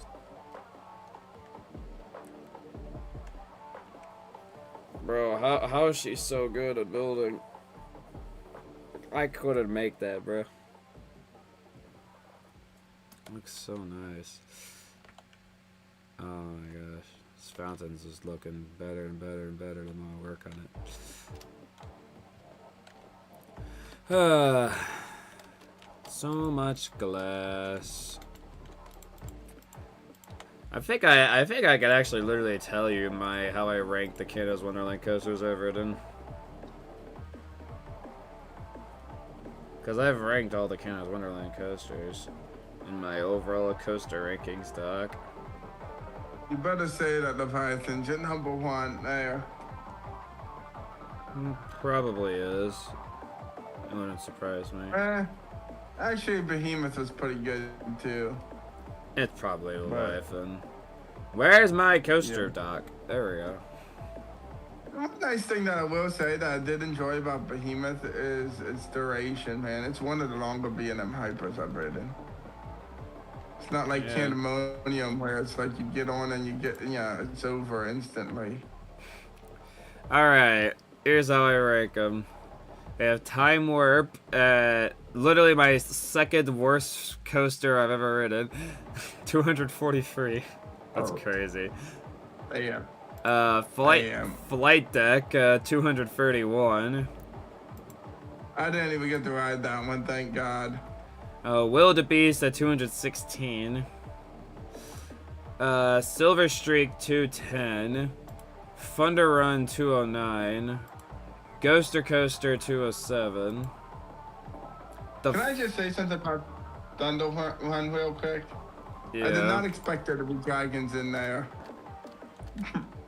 I honestly forgot there was dragons in there. Yeah, they got dragons in there, dude. I was like, what the fuck is this? Go ahead. I haven't been to Canada. I haven't been to Canada's Wonderlands in 6 years. I definitely need to go back. So many parks I need to return to, bro. It's unfair. Anyways, the Fly, which is at spot 199. My New Canadian Mindbuster, spot 195. The Bat, 190. Probably a good spot for that, though. 191. Dragonfire, 190. Then we go all the way to 140 with Wonder Mountain's Guardian. That's high. Then 105 for Batlot Stunt Coaster. Then 88 is Behemoth. 60. Oh, I forgot about this right. 62 is Vortex. Yeah, Vortex is phenomenal. Fucking great. 55 is Yukon Striker. And then, yeah, surprise, surprise. At 34, Leviathan. Not bad. 34 is actually a pretty solid spot for it. I think the only main reason why I have Orion over Leviathan is because I've ridden Orion way more than Leviathan. And I know Leviathan being a pretty dang good ride. It's just, it's been so long. Yeah, I really like Leviathan. I mean, Orion was pretty good too, but I think I'm giving it to Leviathan just because of its duration too. Like, Leviathan's such a long ride. So.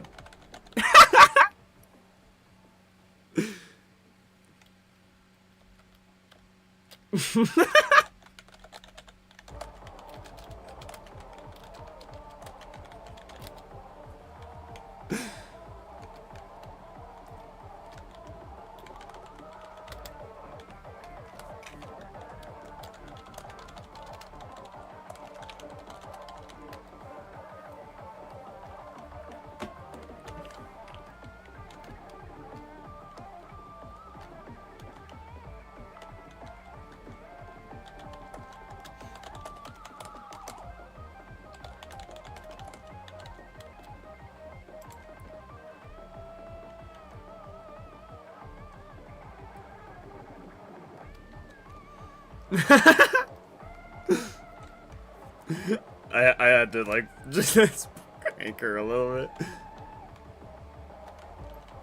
And wow, that looks so good.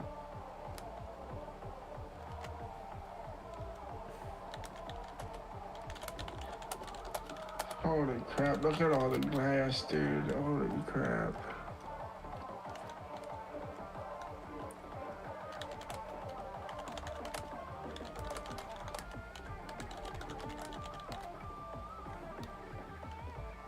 We're kind of going a bit crazy.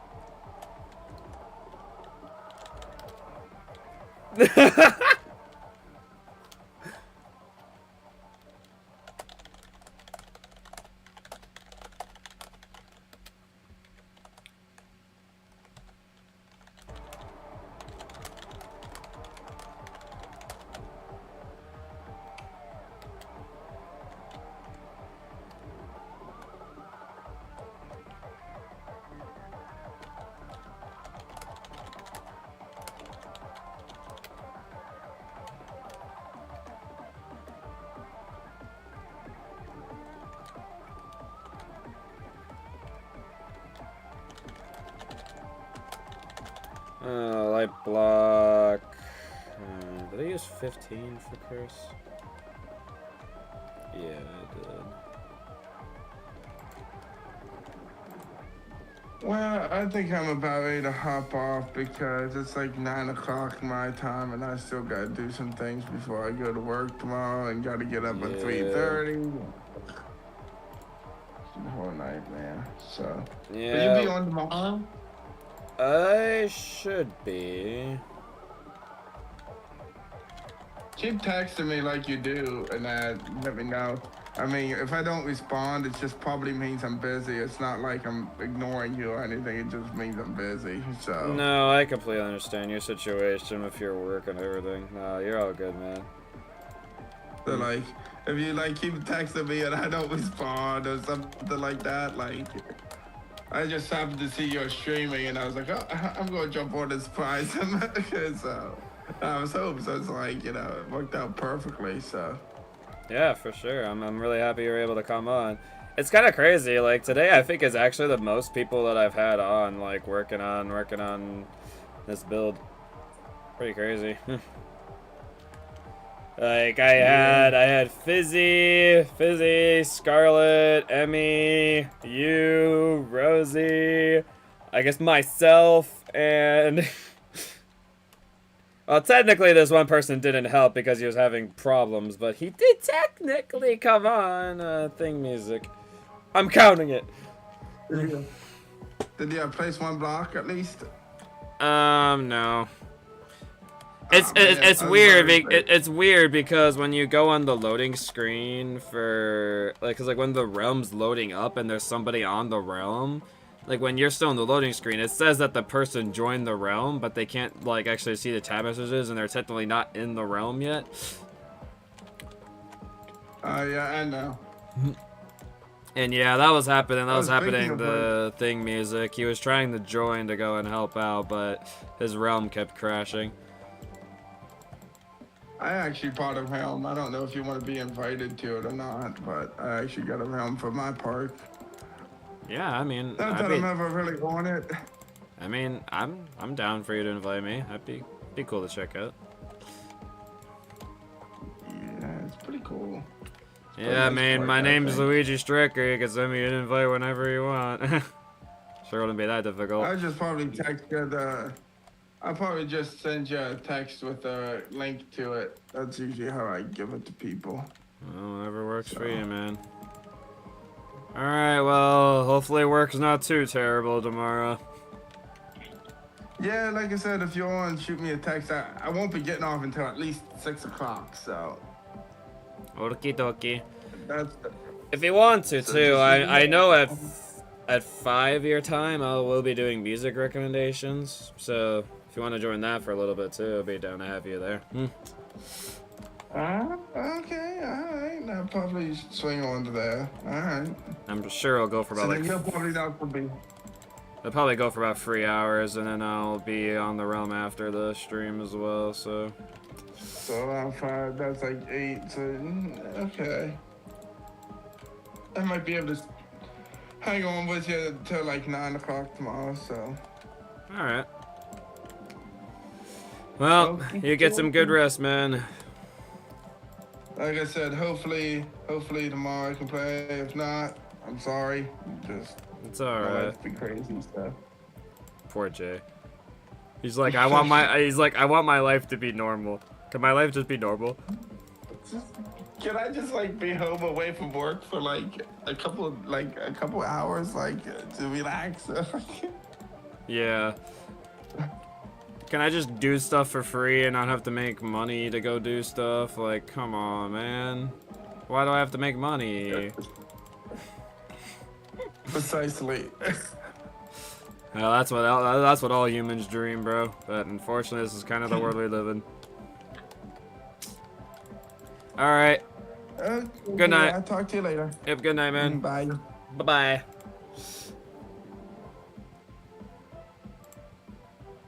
Alright, I got the call of him. Oh, that was nice. That was actually kind of nice. I do like talking to some of you guys sometimes because it's just nice to have somebody to talk to. Because I'm like, at this point here, I'm like, I just don't want to be talking to myself. And like Jay's here, perfectly capable to go and talk to me, so I want him to help. But yeah, holy frick, she did such a, like, look at Susie, bro. See, this is why I'm having Rosie do these builds, bro, because just like, oh my gosh, she did such a good job. It looks so good. I cannot believe how good that looks. Wow. I'm so impressed. So impressed. Wow. She like built Susie like flawlessly in my opinion. Like I have nothing wrong with this. Like I don't think I could have done that. I don't think so, bro. Wow. Insane. She's so good at building. Yeah, so currently now, so what's left is I'm still obviously working hard on the Dark Fountain. So that's a big work in progress. And so we got the Titan here, that's still going to take long. I'm still on the fence if I really want to make the Titan this big.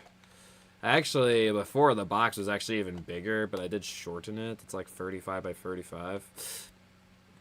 I'm thinking out of the sculptures that I may try to do, I'm probably thinking I'll try the Roaring Knight. Because the Roaring Knight I don't think will be the most challenging ever to do, so I'm curious to see if I could do the Roaring Knight, okay? And I think I would like to try, and I might try the Titan, maybe. We'll see. Yeah, putting all this glass all around the fountain, because yeah, it looks great on this side, and honestly I could probably just do it like that, but you know, because the big detail guy in me wants it to be good on all around, I'm gonna have to do the detail around the whole thing. Whoop-de-doo. But yeah, Jay was a big help with this though. This looks fantastic, dude, especially at night. Like, look at this at night. Like, this looks so good. Like, just the beam of light, like, coming up out of it. Like that is so freaking sick, dude. Like, wow. I cannot believe this, bro. The fact that, like, this has been in the works for almost a month now, and the fact that we have gotten to this point here with Crisis City, the Luigi's Mansion. The thing is too, it's like I really love the immersion of this ride, because like I specifically wanted it to be designed in a way where you really are immersed into the areas. Like you can't really see the next area very well. Like even from here, like the highest point of the turnaround, Like, you're not gonna see the Deltarune area. I mean, you can probably see it just a tad bit. No, actually, like you can't see it at all. Like, you are fully immersed into this area here. All the buildings broken all around you.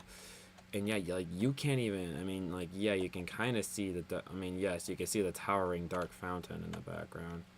But even with, like, the fire tornadoes, like, when you're going through the buildings, it's like you're more focused on, like, what's going on around you in this area. And yeah, you can see the big fountain beaming up in the background. That's about it. Like, you can't see the Susie, Chris, or Rousey at all. And then you transition into this area here, then this nice open wide area where you have Susie, Chris, the dark fountain in the background. And then, yeah, we'll have the Guardian and the Roaring Knight over here. And because I think actually, like, I think this is a really cool contrast from, like, some of the other areas in the build, because this area here is far more open, and I really like that, because these other areas here are much more condensed, and everything's a lot closer together, and the track is, like, really weaving through a lot of stuff. Especially Crisis City, where it's weaving through so many of the buildings here, and even, like, the frickin' Pale Forest. Like, look how much this coaster is weaving through here. Trees, cobwebs, the smiling critters, the spiders, the huge ass spider web over here. We got Booze in here. Even got Purple Guy up in here. Yeah, more of the smiling critters. It's like it's weaving through so much. And even like on the break run here, we got zombies like going to try to take it over. So it's nice the fact that there's one area where it's not like so condensed and like crazy over detailed. But that is pretty sick, though, with the fountain. Wow. Yeah, she did such a good job of Susie. I know for sure that she's going to do Rousey so well. Wow. So good.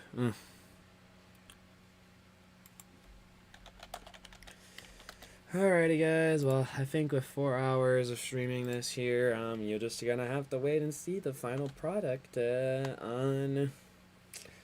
hopefully Halloween. That's when I'm hoping I can get this done by. It's been nice the fact that I've had a full day here to be able to work on it more. And even still after a full day, there's still some more. Yeah, like at this point here, like let me look at my list. So, yeah. So Susie 3D build is fully complete. So we can mark that off. Spikes around the entrance. Yep, that's fully completed. So now we are currently trying to get Dark Fountain task done, but yeah, we are down to only 5 tasks left, which is replicating a bunch of Titan monster designs. The first, you make them and then put them all around the area. Which now, with these builds coming into place, I think honestly, like I'm really hoping Rose will be able to come on later to work on Rousey, because I'm gonna probably, once I'm done with the Fountain, I'm gonna start working on the Roaring Knight. And then from there, I think that'll give me a pretty good idea of how I want to put all the monsters around the area. Because I think that will be the way. Because, like, yes, this is, like, pretty wide and open right now. But I think that will be the good way where, like, without it being an open field, there'd be, like, a bunch of monsters kind of, like, all around the place, like, flying around, like, with the Dark Fountain in the background. I think that'd be a good way to really add more detail to this area. So yeah, I think still I'm gonna need the last couple days of this last week of October here to get it done. But yeah, thank you guys again so much for watching this Fear 325 building stream, and yeah, I'll be seeing you guys at the next awesome video here on the Luigi Streamer channel, and I'll be seeing you guys next time. Peace! So Luigi Streamer striking on out of here. We'll see you all later. Peace out, y'all. Y'all have a great rest of your night.